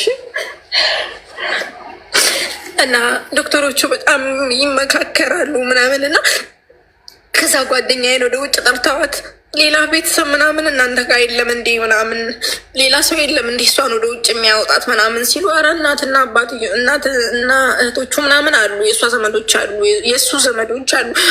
እነሱም ገብተው ምናምን እኔን ተረጋጊ ምናምን ብለው ውጭ ሲያስቀምጡኝ በቃ አልቻልኩም። በቃ እኔ እዛ ጋር የሆነ ነገር በቃ መጥቶ እኔን አንደኛ ቢያደርገኝ እኔን የመጀመሪያ ቢያደርገኝ በቃ ፍላጎት ደስታዬ ነበረ፣ ግን አልቻልኩም። በቃ እንደዚህ እያሉ እኔን ማረጋጋት እንዲህ ቢሆን እንዲህ ነው እንዲህ ማለት እንዲህ በቃ ተስፋ እያስቆርጡኝ መጡ። ከዛ ቤት ውስጥ ገባሁ። በቃ ከልጅሽ ጎን ማን ነው እንዲሆን የምትፈልጊ ምናምን አሉኝ። ያሉ ሰዎችም አበራቱኝ። ከዛ በቃ ቀዶ ጥገና ይደረግልሽ፣ ቀዶ ጥገና እንዲደረግልሽ ነው የምትፈልጊ ምናምን ያሉ ያታሉልኛል። በቃ አይኑ ብቻ ነው የሚያየው። በቃ ልጄ በቃ ራሱን ስቷል። በቃ ከዛ እንትኑን ግሊኮሱን ከነቀልን ግሊኮሱን ከነቀልን በኋላ ተጸጸችበታለሽ። ግሊኮሱ ይቀመጣሉኝ ማለት ነው። እሺ ግሊኮሱን አስቀምጣችሁበት ልጁ አይንቀሳቀስ፣ ምግብ ግሊኮሱ እየሰራ አይደለም፣ ግሊኮሱ ቁሟል። እሺ ግሊኮሱን አስተካክሉላቸው፣ ናወልቃቸው እና እሺ ምናምን አሉኝ። በቃ 12 ሰዓት ተኩል ከሌሊቱ ምናምን በቃ ውሸታቸውን እንደዚህ ቆይ አሁን ቀዶ ጥገና እናደርግልሻለን ምናምን እያሉኝ እነሱ በቃ ያውቀዋሉ በበርበራና ጉበቱ ቆስሏል፣ በቃ ጉበቱ ደክሟል፣ ጎርፍ ምናምን ጠጥቷል ምናምን አሉ። ከዛ በቃ ከ12 ሰዓት ተኩል 10 ደቂቃ ምናምን ውጭ አስቀመጡኝና ሰዎቹ ምናምን እንትን ስላቸው የእሱ የባለቤቴ እናት በጣም ቀወጠችው። ምን እንዳሏት እኔ እንጃ። ስትቀውጠው ዘልዬ ስገባ ልጁን ግሊኮስን ምናምን አውጥተው ምናምን በቃ አለ አይደለ ልጄም በቃ እያሰማመሩልኝ ነው። በቃ ምንም አላልኩም አቡ ተቀበልኳቸው። አንድም ነገር እንዲያደርጉልኝ አልፈለግኩም። ልጄን በቃ ማንም ሰው ማለት በቃ ማንም ሰው ልጄን እንዲጠጋም እንዲነካብኝም አልፈለግኩም። በቃ ከዛ ሆስፒታል ልጄን በቃ እኔ ሰላማዊ ልጅ ይዤ ገብቼ ሰላማዊ ልጅ ይዤ መውጣ ያህል አላመንኩም። ከዛም በኋላ ብዬ ልጄ ባለፈብኝ 1 ሰዓት ላይ ሩህ ወጣች። በቃ በሰላም ይዤ ሄድኩትን ልጅ አጣሁት እና 1 ሰዓት አካባቢ 2 ሰዓት አካባቢ ላይ መኪና መጣ። ልጄን ይዤ ወደ ቤት ተመልሰን ገባን። ስበሻል የደህንነት ኑሮ ነው የምትኖሪው፣ ብዙ ሰው በአንቺ ላይ ይፈርዳል ምናምን በቃ ብቻ እግዚአብሔር እንትን ሲልሽ ያው ልጁ በቃ ምን ልበልሽ መጀመሪያ ማለት እኔ እዚህ ጋር ሰው ጠንካራ እንዲሆንበት ነው ስሜታዊ ስለሆንኩ እናትነት ተሰምቶኝ ነው ያለቀስኩት። እና ይቅርታ ዛሬ ላይ በጣም ጠንካራ ሴት ነኝ። በነገራችን ላይ በጣም ጠንካራ ሴት ነኝ። ለምን እኔ ልጅ ነኝ። በልጅነቴ ነው የወለድኩት። በ19 ዓመቴ ነው የወለድኩት። በጣም ጠንካራ ነኝ። አሁን ላይ በጣም ጠንካራ ሴት ነኝ። የምር እንደዚህ ብዬ ራሴን የምለው ለምንድን ታውቂያለሽ? ለሴቶች ትምህርት ሊሆን ይችላል። ነገ ሌላ ቀን ነው ህመሙ ቢያምም ግን ልጄ የልጄ ሞት ሳይሆን ከወለድኩት ሰዓት ጀምሮ በቃ የሆነ ምን ልበልሽ በቃ ብዙ ትምህርት እንድማርበት አድርጎኛል። ግን እግዚአብሔር ያው የሚወደውን አደረገ። ፈጣሪም ብዙ ነገር ለሱ ስል ብዙ ነገር ሆኛለሁ። ከልጄ እኩል ነው ክርስትና የተነሳሁት። በልጄ ደስታ ነው ሃይማኖቴን የቀየርኩት። ዛሬ ላይም በቃ በጣም ደስ ብሎኝ ነው ምናምን ነገር ክርስትና የተነሳሁት። በቃ ቤተሰቤን ሁላ እንኳን ያልሰማበት ብዙ መስዋዕት የከፈልኩበት ነው። ስወልድም ደግሞ ባልሆነ አወላለድ ምናምን የወለድኩት አንቺ እንዲሆነሽ ለአንቺ መናገር ስለማልፈልግ ነው። ብዙ ውጣ ውረድ ላይ ነው የወለድኩት። በቃ አንድ ሴት የምትወልድበት ሰዓት አይደለም የወለድኩት። 20 ቀን ምናምን አምጬ በቃ ብዙ ቀን ብዙ ታሪክ ደርሶብኝ የወለድኩት ልጄ ነው። እንደዛም ሆኖ ግን በቃ የሰው ፍቅር ይስጥሽ። እውነት በጣም የሰው ፍቅር ነበረኝ። በቃ ምክንያቱም ባለቤቴ የስራ ሰው ስለሆነ በጣም ሰዎች ይወዱታል። የጉልበት ስራ ከልቡ ነው የሚሰራ። ምንም አይነት ስራ እዚህ ውስጥ ብዙ የሚያቆይ ሰዎች አሉ ማለት ነው አሁን እና በቃ በጣም ሰው ይወደዋል። የሰው ፍቅር ሬሳ ለመጫን መኪና ከጅማ ሆስፒታል እኛ ያለንበት ከተማ ለመሄድ ወደ 6,000 7,000 ብር ይጠየቃል። አቡ በነፃ ነው ሬሳውን ቤት ድረስ ያደርሱልኝ ማለት ነው። ልጄ ቤት ሲደርስ አቡ በቃ ምን ልበልሽ እኛ እንኳን ሰርግ ስናድርግ እንደዛ አልተደገስም። በቃ ሰው በህይወት እያለሽ አይደግስልሽም እና ስገባ አቡ የተዋጣው ብር የተደረገው ገንዘብ በቃ ምንም ልጄን የሚመልስልኝ ድጋሚ እስኪመስለኝ ድረስ በቃ ሰውን ማቀው ምናምን እና ልጁም በጣም ቀልቃላ ነበር። ሳይክል ይከተላል፣ ሞተር ይከተላል። ከድርዮች ጋር ጠፍቶብኝ ሁሉ ጎረቤት በቃ ሰፈር ሁሉ የሚያድገው ማለት ነው እና እውነት አቡ እኔ ፈጣሪ እንኳን በቃ ድጋሚ ጠይቆ የሰው ልጅ ፈጣሪን ጠይቆ ምንም ነገር አያጣም እና እኔ ጠይቄ ሁሌም መልስ እንዲሆንልኝ የምፈልገው ራሱን ልጅ ለእኔ ይተካልኛል ብዬ በሱ ተስፋ አድርጋለሁ። ስሙንም በራሱ ሰይማለሁ ብዬ እስካሁን በፈጣሪ ተስፋ አድርጌ ቁጭ ብያለሁ። ገባሽ? ምክንያቱም በቃ ምን ልበልሽ አቡዬ ብዙ ነገር ሆንኩበት። በቃ ከቤተሰብ የመወጣው ሃይማኖቴን ስቀይር እናቴ ያልሆነ መጀመሪያም እንደነገርኩሽ እናቴ በጣም ኃይለኝነት አለባት። በቃ ብዙ ነገር ተባልኩኝ። ሚጥ እንኳን ሲጠናብኝ እንኳን እናቴ ያልሆነ ንግግር ነበር ስትናገር የነበረው። የኔ ማዘን ነው የኔ አንጀት ነው ምናምን፣ በልጅ አልተመረቅኩም ብዙ ነገር ገባሽ። ግን በቃ እኔ ከተፈተው ከተገላገልኩ በኋላ እንኳን መናገር ያለባትን ንግግር ስትናገር አልነበረም። እስክገላገል እንኳን የሆነ ምን ልበልሽ በቃ ጭንቅላት የሚነካ ንግግር ሁሉ ተብዬ ነው የወለድኩት እና ያሉት ካሳልፌ እና ልሽም በቃ በስነ ስርዓት በነፃ መኪና እድር የለን አቡ ከጎረቤት ውጭ ልጆች ነን ገባሽ ልጆች ነን። እሱ 26 ዓመቱ ምናምን እኔ ስንት ዓመቴ ነው መሰለኝ ሰኔን እንጃ ብቻ ካላደረገው ማለት በ19 ዓመቴ ነው የወለድኩት። በ4 ዓመቱ ነው የሞተብኝ። 25 ዓመቴ 23 እንደዛ ነገር 3 ዓመቴ ነው እና 23 ዓመቴ ነው። ከዛ ብዬ ልጄ በቃ በድር ምን ልበልሽ እድር ያለ እድር ስለ እድር ታውቂያለሽ መሰለኝ። ያለ እድር ልጅ አይቀበርም። ማንም ቢሞትልሽ ያለ እድር አይቀበርም። ሀቡ ድንኳን እንኳን እድር 7 ቀን ይቆያል። እኔ ቤት ድንኳን 10 ቀን ነው የቆየው። በቃ ምን ልበልሽ 10 ቀን ሙሉ ድንኳን ከህግ ውጭ ማለት ነው። እና የሰው ይሄ ሁሉ እኔን አያውቁኝም። እኔ ከሌላ ቦታ ነው መጥቼ እዛ ሀገር ላይ ያገባሁት። የባለቤቴ ፍቅር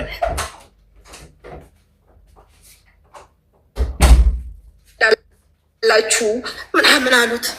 ልጄ በስነ ስርዓት በቃ በስነ ስርዓት ተቀበረልኝ። በስነ ስርዓት አፈር ቀመሰልኝ፣ በድር ተቀበረልኝ ምናምን እና እንደዛ ሁኜ ስኖር አቡ አልቻልኩም። በቃ ማለት በጣም ራሴ ጠንካራ የሀዘን ልብስ እንዳትለብሺ ሲሉኝ የሀዘን ልብስ አልለብስም እሺ ያልኩኝ። በቃ ራሴን በሳቄ ልደብቅ በጣም ተጨነቅኩ። በቃ ሀቡ በቃ በጣም ተጨነቅኩ፣ ግን አልቻልኩም እና ስትነጋልኝ ተደብቄ እዛ ነው የምሄደው።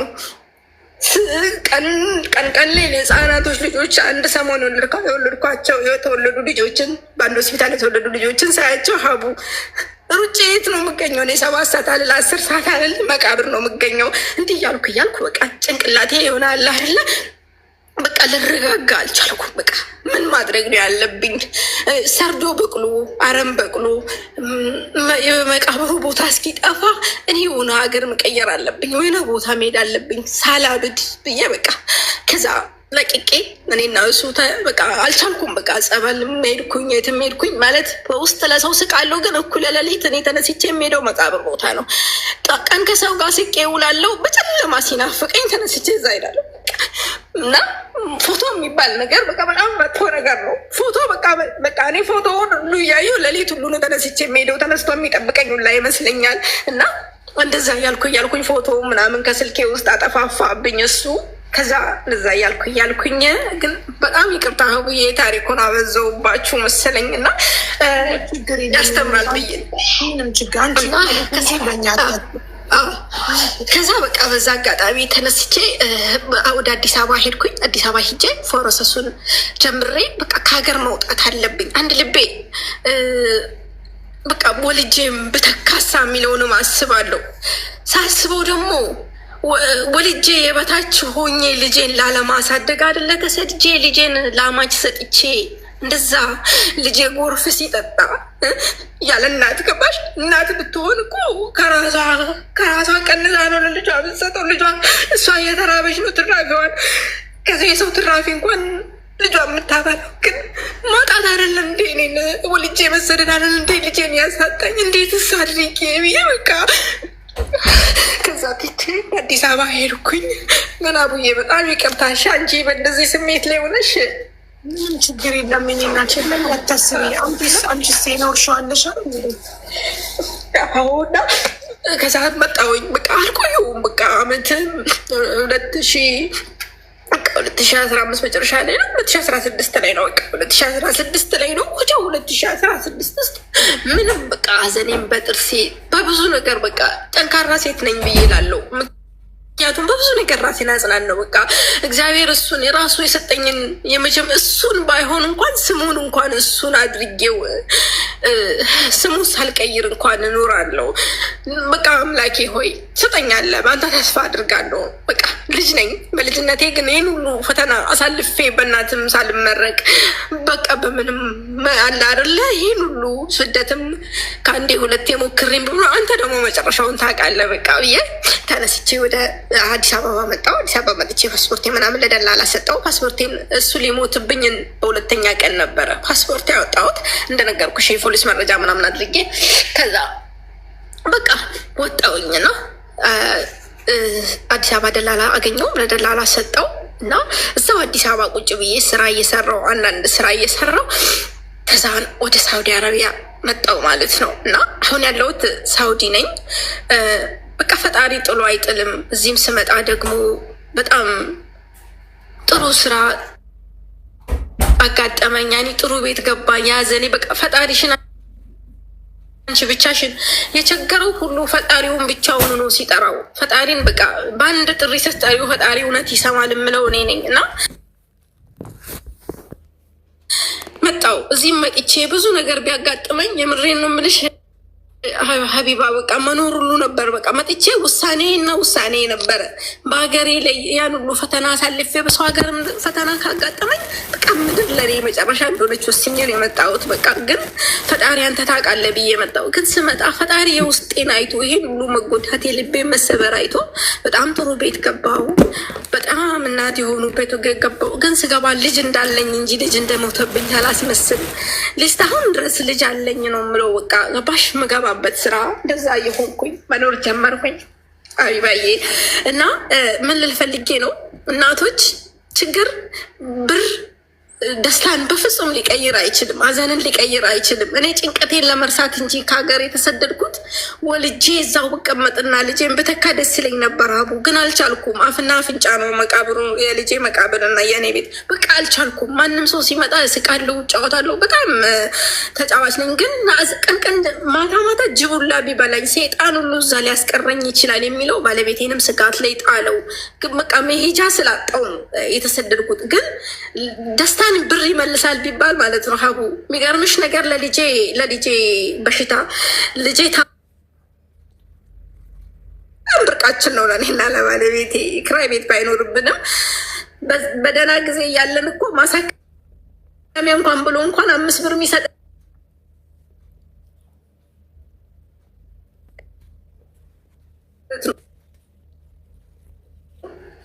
በቃ 40 ሺህ ብር ነው ማለት ትቻለሽ። እንደው ስንት ሺህ ብር ነው ማቲው ብር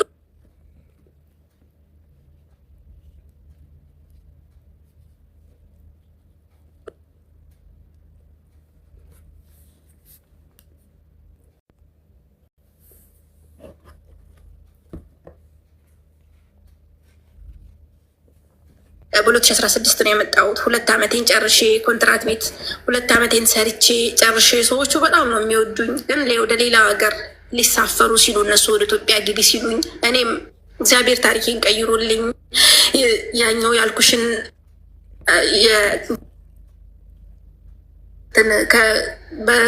በአደገበት ቤት ውስጥ ውርስ ነው የወሰደው። ያሳደጉት ሰዎች ሞተዋሉ እና ባዳዎች ናቸው። ሞቱና የእነሱን ቤት ውርስ ነበር የተሰጠሁት። እሱን ቤት አስፈርሼ አሰርቼ ነገ ገባሽ ህይወት ይቀጥላል በቃ በሚለው አምኜ ብዙ ነገር እንትን አድርጌ 2 ዓመት ኮንትራት የሰራሁበትን ቤት ባለቤቴም በቃ እውነት ሀቢባ እዚህ ጋር እግዚአብሔር ለመረቀው ለሴቶችን ማስተላለፍ የምፈልገው እግዚአብሔር ሲሰጥሽ ይሰጥሻል። በቃ የሆነ ነገር በብዙ ነገር ተበድያለሁ ገባሽ። አንደኛ ወንድም የለኝም፣ ሁለተኛ አባት የለኝም። በቃ ከጎኔ እንኳን በክፉ ሰዓት በቃ እኔ ለእኔ ባለቤቴን በቃ አባትም እናትም ገባሽ ወንድምም በቃ ሁሉ ነገር አድርጎ ሰጠኝ። ይህንን ሁሉ ሀቢባ 3 ዓመት አብረን ስንኖር ሰው ውጭ አቦካል ይጋግራል። እሷን ክርስቲያን አታስደርጋትም፣ እሷ እንደዚህ ቀልቃላ ናት፣ እሷ እንደዚህ ናት፣ እሷ እንደዚህ ናት። ግን አንድ ቀን ቤት ውስጥ ስለ ሃይማኖት አውርተን አናውቅም። እኔ እና እሱ እንደዚህ በፍቅር ስንኖር ወልጄ ተስማማን። ወልጄ በቃ ሴት ከሆነ እናቴ ደስተኛ እንድትኖር ሙስሊም እንሆናለን፣ ወንድ ከሆነ ደግሞ እኔ ነኝ ክርስቲያን የሚሆነው በሚለው ተስማምተን ነው። በቃ አንቺ ብቻ በሰላም ተገላገኝ ነው። ስለ ሃይማኖት ጨንቆት እንኳን በቃ ስለ ሃይማኖት እንኳን ለሰከንድ አስቦ አያውቅም። በቃ በንጹህ ፍቅርና ፍቅር ብቻ ነበር። ስታመም ተነስቶ እንደ ሴት አብልቶኝ ሰርቶ ፈልፍሎ፣ ነብሰ ጡር ሁኜማ በቃ እጁን ዘርግቶልኝ እጁ ላይ ብቀመጥ ሁሉ ነው የሚፈልገው። እኔ እውነት ነው የምለው፣ ከስሩ ነው ሊሰማኝ ይችላል። ይችላል፣ ቲክቶክ ይጠቀማል። ግን በቃ እግዚአብሔር ሲሰጠኝ መርቆ ሰጠኝ፣ ብቸኝነቴን አይቶ። ግን እንደዚህም ሆኖ ተጽናናውበት። በቃ ገባሽ? እኔ እንደዚህ ሲሆን እሱ በጣም ብዙ እኔ እናት ስለሆንኩኝና በባህሪያት ተናጋሪ ነን። እሱ በቃ የሆነ እንደዚህ ካልነቀነቅሹ እንጂ አያወራም። የተፈጥሮ የመጨረሻ ዝምተኛ ሰው ነው። እኔ ደግሞ በጣም አወራዋለሁ። ቤት ውስጥ እንኳን ሆነን ምን ሰምተህ ነው የሰማኸው ነገር አለ እንዴ? ከኔ ምን ነው ከማን ጋር ስጫወት እኔ እንደዚህ ብዙ ወንዶች ጓደኞች፣ ሴት ጓደኞች አሉኝ። እነሱ ምናምን ከኔ ጋር ሲጫወቱ ምናምን ሰውን ታለውላለሁ፣ በቃ እፈራለሁ። ምን ሆነ ነው ስለው እኔ እኮ ባህሪዬ ነው። እኔ አንቺ ስትጫወቺ ስትስቂ ደስ ነው የሚለኝ፣ ሀዘንሽን ለመርሳት ነው የሚለኝ እንኳን ከለቅሶ በኋላ እና እንደ እያልኩኝ እዚህ መጣሁ። እዚህ መጥቼ እግዚአብሔር ይመስገን የገባሁበት ቤት ሀዘኔን እንድረሳ አደረገኝ። ልጆች ያሉበት ቤት ገባሁ። ልጆቹን እያቀፍኩ እየሳምኩ በቃ ፈጣሪ መለመን ጀመርኩ። አምላኬ ወይ ልጅ ያለበት ቤት እንኳን አስገባኸኝ እያልኩኝ በልጆቼ ደስተኝ፣ በልጆቹ በቃ እንደ ልጆቼ ሆኜ ለ2 ዓመት ኖርኩኝ። እነሱ ወደ ሌላ አገር ሊሄዱ 2 ዓመቴን ልክ እንደጨረስኩኝ አሁን ረመዳን ውስጥ እና እንዴት ይሻላል ወደ ኢትዮጵያ እናሳፍርሽ ወይስ ደግሞ እዚሁ ትቀጥያለሽ? እንዴት ሰው ቤት ፈልገን እናስገባሽ በነቀል ከፋላ እንዴት እናድርግሽ ምናምን ነገር ብለው ሲሉኝ እኔ ደግሞ 2 ዓመት የሰራሁበት ያው 2 ዓመት ሰርቼ 1 ዓመት ለመቀጥዬ በቃ አንድኛዬን ገባሽ ውስጤ ቁስል ስለሆነ ስደትን ላልመኝ። አንደኛ ቤታችን መንገድ ዳር ነው፣ ከተማ ነው። የሆነ ነገር እንኳን በራፍ ላይ ሰርቼ ምናምን ከፍቼ ለመስራት ደናብሼ በጂፕሰን ባሸዋ ሀገር በሁሉ ነገር አስተካክየዋለሁ። ግን የሆነ ነገር ይዤ መግባት አለብኝ ብዬ 1 ዓመት ለመቀጠል ወሰንኩኝና ከሱ ጋርም ተመካከልን። እሱ በፍጹም አይሆንም፣ መጥሽ መውለድ አለብሽ፣ በፍጹም በቃ ቤቱም አልቋል፣ እኔም እየሰራው ነው፣ ምንም ነገር አያስፈልግም ሲለኝ አይሆንም ብዬ መልሼ 1 ዓመት ቀጥላለሁ ብዬ ስላቸው ጊዜ እኛ እኮ እንሄዳለን እና ሌላ ሀገር ልንሳፈር ነው እና ወይ ኢትዮጵያ ግቢና ደርሶ መስቲኬት እንቁረጥልሽና ተመልሰሽ መተሽ በቢሮ ሌላ ቤት ተቀይሮልሽ እንድትሰሪ ምናምን አሉኝ። ከዛ እኔ ደግሞ አንዳንድ ሰዎች እዚህ ማውቃቸው የተዋወቅኳቸው ሰዎች አሉ እዚህ በቲክቶክ በምን እነሱ ምናምን ሳማክራቸው እንደዛ ካሉሽ ለምን በቃ አላማሽ ደህና አድርጎ እንዲሳካልሽ ከፈለግሽ አንቺ ውስጥሽ እንዲህ ከሆነ በቃ እኔ አዘኔን ሀቡዬ ሀሳቤን ለማካፈል በቃ እዚህ ለእናንተ መጥቼ አሁን አውርቼ የምር በጣም ደስ አለኝ። ለምን እንደሆነ ታውቂያለሽ? የሆነ ውስጥሽ ውስጥ ያለውን ነገር በቃ ደስታ ይሰምሻል እንዲህ ለሰው ስታማክሪ እና እንዲህ ለማውቃቸው ጓደኞች እንኳን የውስጤን ስነግር በቲክቶክ ላይ ተዋወቅኳቸው ጓደኞች የውስጤን ስነግራቸው በጣም አዝነውልኝ ለምን እንዲህ አታድርጊም ብሎ መከሩኝ። እነሱ በመከሩኝ ምክር መሰረት ጠየቅኳቸው። መዳሜን ስጠይቃት ካንስል እንትን ምንድን ነው የሚባለው ነቀል ከፋላ ስጡኝና ወደ ኢትዮጵያ መግባት አልፈልግም፣ አሁን ኢትዮጵያ መግባት አልፈልግም፣ ቤት እያሰራው ነው፣ ቤቴን ማስጨረስ አለብኝ እና እንደዚህ አድርጉልኝ ብለሽ ጠይቂ ምናምን። አሁን በራሴ ነው የምሰራው እና በራሴ እቃማ ነው የምሰራው ህጋዊ ሆኜ ምናምን ማለት ነው። እና በጣም ይቅርታ ግን ብዙ ሰዓት ወሰድኩባችሁ። ምን ልል እዚህ ጋር አስተማሪ ታሪክ ነው ብዬ እኔ መነግራችሁ። የመጀመሪያው ስለ ሲስተር ስለ ማዘርም በጣም አስተማሪ ታሪክ ነው በስትክክል ከሰማችሁት። ስለ እናትም ስለ ልጅም ይሆናል ይሄ ነገር። ግን ሁለተኛው ደግሞ ትልቁ ወሳኙ ነገር ብዬ የምለው ሴቶች በእኔ እድሜ ሆናችሁ ወይም ደግሞ በጓደኝነት እድሜ ውስጥ ወይም ደግሞ ጓደኛም ቢኖራችሁ በድህነት መኖር እንደሚቻል አውቀን የትዳር ህይወት ላይ ስንገባ በድህነት መኖር እንደሚቻል አውቀን ራሳችንን አሳምነን በቃ ፍቅር ካለ መኖር እንደሚቻል አምነን ከገባንበት ያንን ህይወት እስከ ዘላለም ይኖራል ብለን ካመንበት ይኖራል። ነገር ግን ራሳችንን በተቻለ ሁኔታ መቀየር ካለብን መቀየር፣ ሰርተን መቀየር ካለብን ሰርተን መቀየር፣ ሀገር ቤት ላይ ሰርተን መቀየር ከሌለብን ደግሞ ተሰደን ሰው ሀገር ተቀይረን እግዚአብሔር ረፈደ አይልም፣ እግዚአብሔር አያቆይም። እግዚአብሔር ነገም ተነጎዳም ሁሌም እግዚአብሔር የጠየቁትን ነገር ያደርግልናል እና ወልዳችሁ ባትሰደዱ የሚለውን ነው። በቃ ማለት በጣም ያማል። በቃ በዚህ ሰዓት እናት ጋር እንኳን አስቀምጦ መምጣት ይከብዳል። ማለት እግዚአብሔር የፈለገውን ነው የሚያደርገው፣ የወደደውን ነው የሚያደርገው። ግን አቡዬ ምን ልፈልግ የመሰለሽ በሰዓቱ የኔ ልጅ እንደዛ አይጎዳብኝም ነበረ። አባትየው ጋር ባለ ሰዓት በጣም ሰውነቱ ምናምን ስቲል እስካሁን ድረስ እኔ ፎቶውን አላጠፋውም ነው የምልሽ። እሱም በቃ ማለት ፈልገዋለሁ። በቃ ለእኔ ማስታወሻዬ ነው። በቃ በፍጹም በቃ ጠንካራነቴን እኔ ስክሪንሻት ሌ የማደርገው ልጄ ነው። የሆነ ሰዓት ፖስት ሁሉ አደረግ ነበር እንዳለ ነገር የሆነ ምርጥ ስሜት ይሰማኛል ፎቶውን ሳየው። ለምን ተስፋ አልቆረጥኩም። ተስፋ ባልቆረጥኩ ልክ ደግሞ ፈጣሪ ደግሞ እንጃ ይክሰኛል ብዬ በሱ ተስፋ ስላለኝ የሆነ አሁን ላይ የሞተብኝ አላምንም። የሆነ ውስጤ በቃ አያምንም እና ልጅ ወልዶ መሰደድ ኑሮን ለማሸነፍ ብር በፍጹም የህይወትን አይቀይርም። የህይወትሽን ደስታ አንዴ ከተነጠቅሽ በልጅና በእናት ደግሞ ፈጣሪ ሰውን አይፈትን። በቃ በጣም ያማል፣ ስሜቱ በጣም ያማል። ለምን እኔ በተደጋጋሚ ይህንን ነገር ከመጀመሪያ አንስቶ ነግሬሽ ነበረ። ታሪኩ መጀመሪያ ላይ ልጁን ለማስወረድ እንትን ብዬ ነበር። እውነት ያ ሁሉ ጸጸት ይሆነኛል።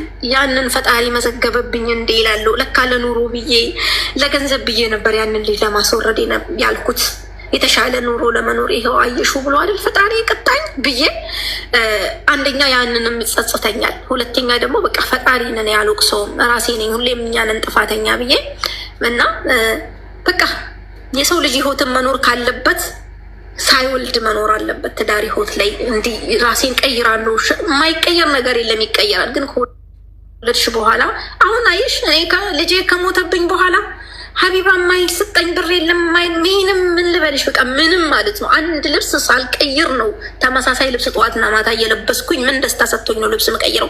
ያዘን ልብስ አትልበሺ በዚህ እድሜሽ ተባልኩ። እሺ ያልኳቸው በቃ እኔ ሁሌም ቤተክርስቲያን ሊሄድ እንዳይመስላቸው እያልኩኝ ሌላ ልብስ ነው እየለበስኩኝ ዝም ብዬ የምወጣው። አንድ ሺቲ ዝም ብሎ ሺቲ ሳልቀይር ያ ብርም ያ ምንም ለእኔ የት እንደገባ አላውቅም። አሁን ልክ እንዳልኩሽ በጎች ገዘውበት በሱ ስም ብዬ ህዝብ ያዋጣው ብር ግን ያንን ሁሉ ከሞተ በኋላ እና ህይወቴ ምስቅልቁሉ ከወጣ በኋላ ህዝብ ያን ሁሉ ብር እንደ ሰርግ ያዋጣልኝ ለእኔ ምን ፋይዳ አለው? ምንስ ያደርግልኛል? ገባሽ?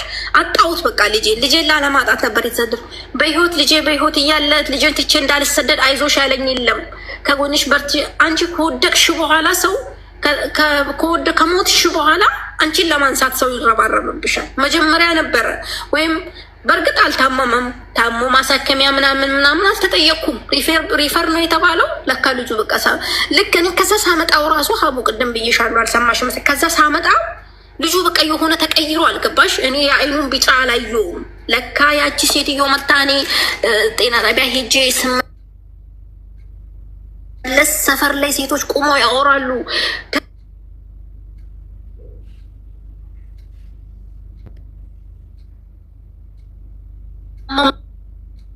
ሞትን ምናምን እንደዚህ ቡዋ ምናምን ታሻለች።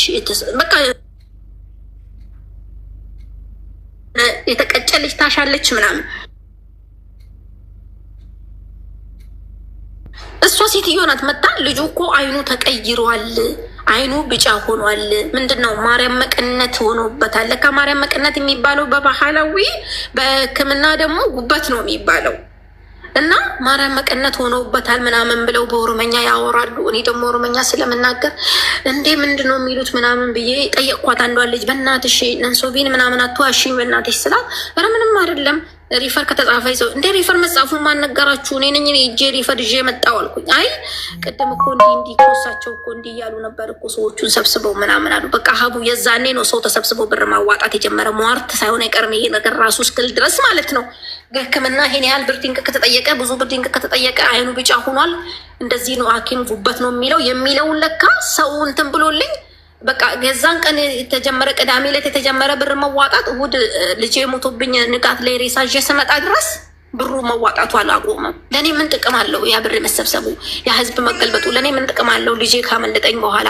እና በጣም ይቅርታ ታሪኩን አበዛውባችሁ። እና ሴቶች አብዛኛ በወጣት እድሜ ያላችሁት የትዳር ህይወት ላይ ስትገቡ አምናችሁበት ግቡ። ማለት ትዳር ላይ ህይወት ላይ ገብታችሁ ስደትን ከተመኛችሁ ሳትወልዱ በቃ ሳትወልዱ ከወለዳችሁ ደግሞ ጥርሳችሁን ነክሳችሁ ልጃችሁ ራሱን ችሎ ትምህርት ቤት ሂዶ መምጣት፣ ራሱን ችሎ መከላከል፣ ራሱን ችሎ የሆነ ነገር መሆኑ በቃ ራሱን መላክ ያልጀመረ ልጅ ትታችሁ ለእናትም ሆነ ለአባትም ለማንም ሰው በቃ አምኖ አብዛኛ በገጠር ላይ የምንኖር ብዙዎችን ስደት ላይ የሚኖሩ ሰዎች አብዛኛዎቹ የገጠር ሰዎች ነን። ገጠር ላይ ብዙ ነገር ያጋጥማል። ሀቢባ ልጆች ሲጫወቱ ዝናቡ ውስጥ እንደዚህ አይነት ነገር ያጋጥማል ለህፃን ልጅ። እና አሁን ዶክተሮቹ እንዳሉት ጎርፍ ጠጥቷል ነው ያሉት። ወይ ጎርፍ ነገር ጠጥቷል ወይ የሻገተ ውሃ ነገር ጠጥቷል እና ጉበቱ ተጎድቷል እና በጊዜ መታየት ነበረበት፣ በጊዜ አልታየም። ስለዚህ ምንም አይነት መድኃኒት ልናደርግለት አንችልም ብለው ቁርጡን ነው የተናገሩት። ለእኔ አልነገሩኝም፣ ለአባትየው እናት ነገሩ ማለት ነው። እኔን ወደ ውጭ አስወጥተው እና ያለን አማራጭ አሳልፎ ለእግዚአብሔር መስጠት ነው። እንደዚህ ወልደሽ አሳድገሽ ተንከራተሽ 9 ወር ተሸክመሽ ወልደ ብዙ ነገር አለና ዛሬ ብሎ ዛሬ እንኳን የሆነ እንትን ሲሆንብሽ ውርጃ እንኳን ሲያጋጥም በጣም ያማል። አንቺ ነሽ የምታውቂው መሙን፣ እናት ናት የምታውቀው። እና ሴቶች ማግባት ያለ ነው በጊዜ በእድሜያችን፣ እድሜም ይሄዳል፣ ጊዜም ይሄዳል። ሁሉም ነገር እንደ ልጅነት አይሆንም። ትዳር መያዝ አለ፣ ትዳር ይያዛል። አዎ እውነት ነው። ብዙ ስም ይኖራል። ሴት ልጅ ስትኖር ለምን እንደዚህ አላለችም፣ ለምን አላገባችም፣ ከሌሊ ቁማ ቀረች ሊባል ይችላል። ማንም ሰው ያንቺን ህይወት ሊቀይርልሽ አይችልም። ህይወትሽን ልትኖሪ የምትችይው አንቺ ብቻ ነገ ተንፋቀሽ የምትኖሪበት ህይወት ላይ ትዳር ላይ ይገባ። ደህንነት ምንም አይደለም። ድሀ ግብቶ መቀየር አለ፣ መለወጥ አለ፣ ሰርቶ መቀር። እግዚአብሔር ምን አይነት ታምር እንደሚቀይር አይታወቅም። ይኸው ዛሬ እኔ ተጎድቼም ቢሆን ዛሬ ላይ ደስተኛ ነኝ ሀቡ። ምክንያቱም ለምን ህይወት ይቀጥላል በሚለው አመንኩበት። ትላንትና ያለምኩት አላማ ላይ ዛሬ ሆኖልኛል። በቃ እቅዴ ተሳክቶልኛል። ግን በውስጤ ግን ደግሞ ልቤ ተሰብሯል። ልቤ የተሰበረውንም ደግሞ የሚጠግንልኝ እግዚአብሔር ነው። ጠንካራ መሆንም ጥሩ ነው። ዛሬ ላይ ጠንካራ ሆኜ ቆሜያለሁ እና በተሻለ አቅም ለእናቶች በቃ ልጅ ትታችሁ ባትሰደዱ። በቃ ልጅ ትቶ ሲሰደዱ ልጆች አሉ። የሴት ልጅ እናት ስትሆኝ ሰቀቀን ነው። ሴት ልጅ ትደፈርብሻለች በሕፃንነቷ። እንደ እናት የሚሆን ነገር የለም። በቃ እናት እኔ እንጃ፣ እናት ቃል ያንሳታል። እናት ምንም ሆና ከልጇ ባትለይ የሚለውን ነው። ማንም በድሎታ የድላት ቤተሰብ ቢኖርሽ ራሱ የቤተሰቦችሽ ህይወት ያንቺን ህይወት ሊቀይርልሽ አይችልም። በህይወት እንዳለች ስላወቅን እኔ ራሱ አሁን አውቄ እዚህ ደርሼ ዛሬ እኔ 27-26 ዓመት ደርሼ እዚህ ደርሼ እህቴ በህይወት እንዳለች አውቄ ምናምን ነው። ገባሽ? ምንም እያልንም አይደለም እያስፈለግንም አይደለም። ገብቶሻል? ለምን እኛ ተረዳናት። በቃ እሷን ተረዳናት። ገባሽ? ተፈጥሮን ተሞክሮ አይመልሰውም። እናታችን ተፈጥሮዋ ነው። በእኛ ላይም ያለ ህይወት ነው። አሁን ላይም በእኛ ላይም አለ። ገባሽ? ልስት አሁን እንኳን የእኔ ባለቤት ነው እናቴ እንትን የሚላት የሚጦራት፣ የሚካድማት፣ የሚያጥብላት በቃ ከጎኗ ያለው እሱ ነው። አሁን ላይ ገብቶሻል? ገጠር ነው ብሎ አልናቀም። እኔ ከተማ ልጅ ነኝ አላለም። የደሃ ልጅ ስለሆነ ቤተሰቦቼን እንኳን ከላይ እናቴ ጋር ያለው እሱ ነው። ግን እንደዛም ሆኖ ተፈጥሮ ነው። ገብቶሻል? አሁን ላይ ራሱ የኔን ጭንቀት የኔን እናትነቷ እንዳለ ሆኖ በቃ ተፈጥሮ ኃይለኝነት አለ አይደለም። ከባሌ ጋር እንኳን ማትስማማበት ባህሪ ላይ ነው ያለችው። ግን እሱ ባህሪዋ ስለሆነ ከልስት ታሪኩን ከድሮ ጨምሮ ስለነገርኩት በቃ ያውቃል ኃይለኝነቷን እና እነዛ ሆኖ ነው የሚኖረው። እና እሷ እንደዚህ አይነት ጥሩ ባል ሰጠሽ። ነገር ሲወስድ በህይወታችን የሆነ መጽናኛ ይሰጠናል እና አሜን አሜን። ጠንካራነሽ። እዚህ ምድር ላይ ከባድ ሀዘን ብዙ ልል የምችል ራሴ ከልጅ ሀዘን በላይ ከባድ ሀዘን የለም እና የሰው ልጅ እናቱን አጥቶ ህይወት ይቀጥላል፣ ያገባል፣ ይወልዳል። የልጅ ሀዘን ግን ከእናት ሀዘን በላይ ነው እና በጣም ጠንካራ ነሽ፣ ጀግና ነሽ። ይህንን ሀዘን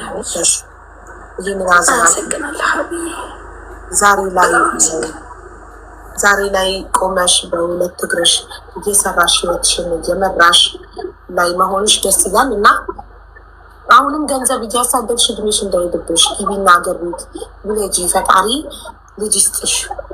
በጣም ጥሩ ባል ሰጥቶሻል። አሁን ደግሞ ሄደሽ ውለጂ የኔ እናት። አሚን አቡዬ፣ አሚን አሚን። አንቺ እንደው አይሰማል አቡ እግዚአብሔርን በጣም ብዙ ጊዜ ይከታተልሻለሁ። እውነት አንቺ ዱዓ ከልብሽ ነው ዱዓ የምታደርጊ። በጣም አስተማሪ ታሪክ ነው። አንቺም እንደቀለለሽ ተስፋ እናደርጋለን። በጣም ቀሎልኛል። የምን በጣም ታሪኩን ብቻ አረዘምኩባችሁ፣ ይቅርታ አድርጉልኝ። እሺ በጣም ኮሜንታተሮች ታሪኩን አረዘምኩባችሁ እና አስተማሪ ይሆናል ብዬ ነው እና በጣም ይቅርታ አመሰግናለሁ። እሺ አቡዬ በቃ አመሰግናለሁ፣ በጣም አመሰግናለሁ። በቃ እሺ እሺ እኔ እናት አይዞሽ። እሺ እሺ አቡዬ እሺ። አሚን አሚን አሚን። ሰው ሆኖ የማይቋቋም የለም። እውነት እኔ የሰው ልጅ ጥንካሬ ያስደንቀኛል። የሰው ልጅ ጥንካሬ ያስደንቀኛል በጣም እውነት።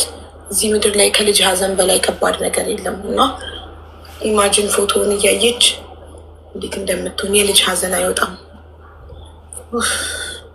በዛ ላይ ልታስወርደው ስለነበረ ያንን እያስብሽ ደግሞ ጸጸቱ ራሱ ወይኔ እናት ፈጣሪ ልጅ ይስጥሽ። አሜን ስጣት። እሺ አለም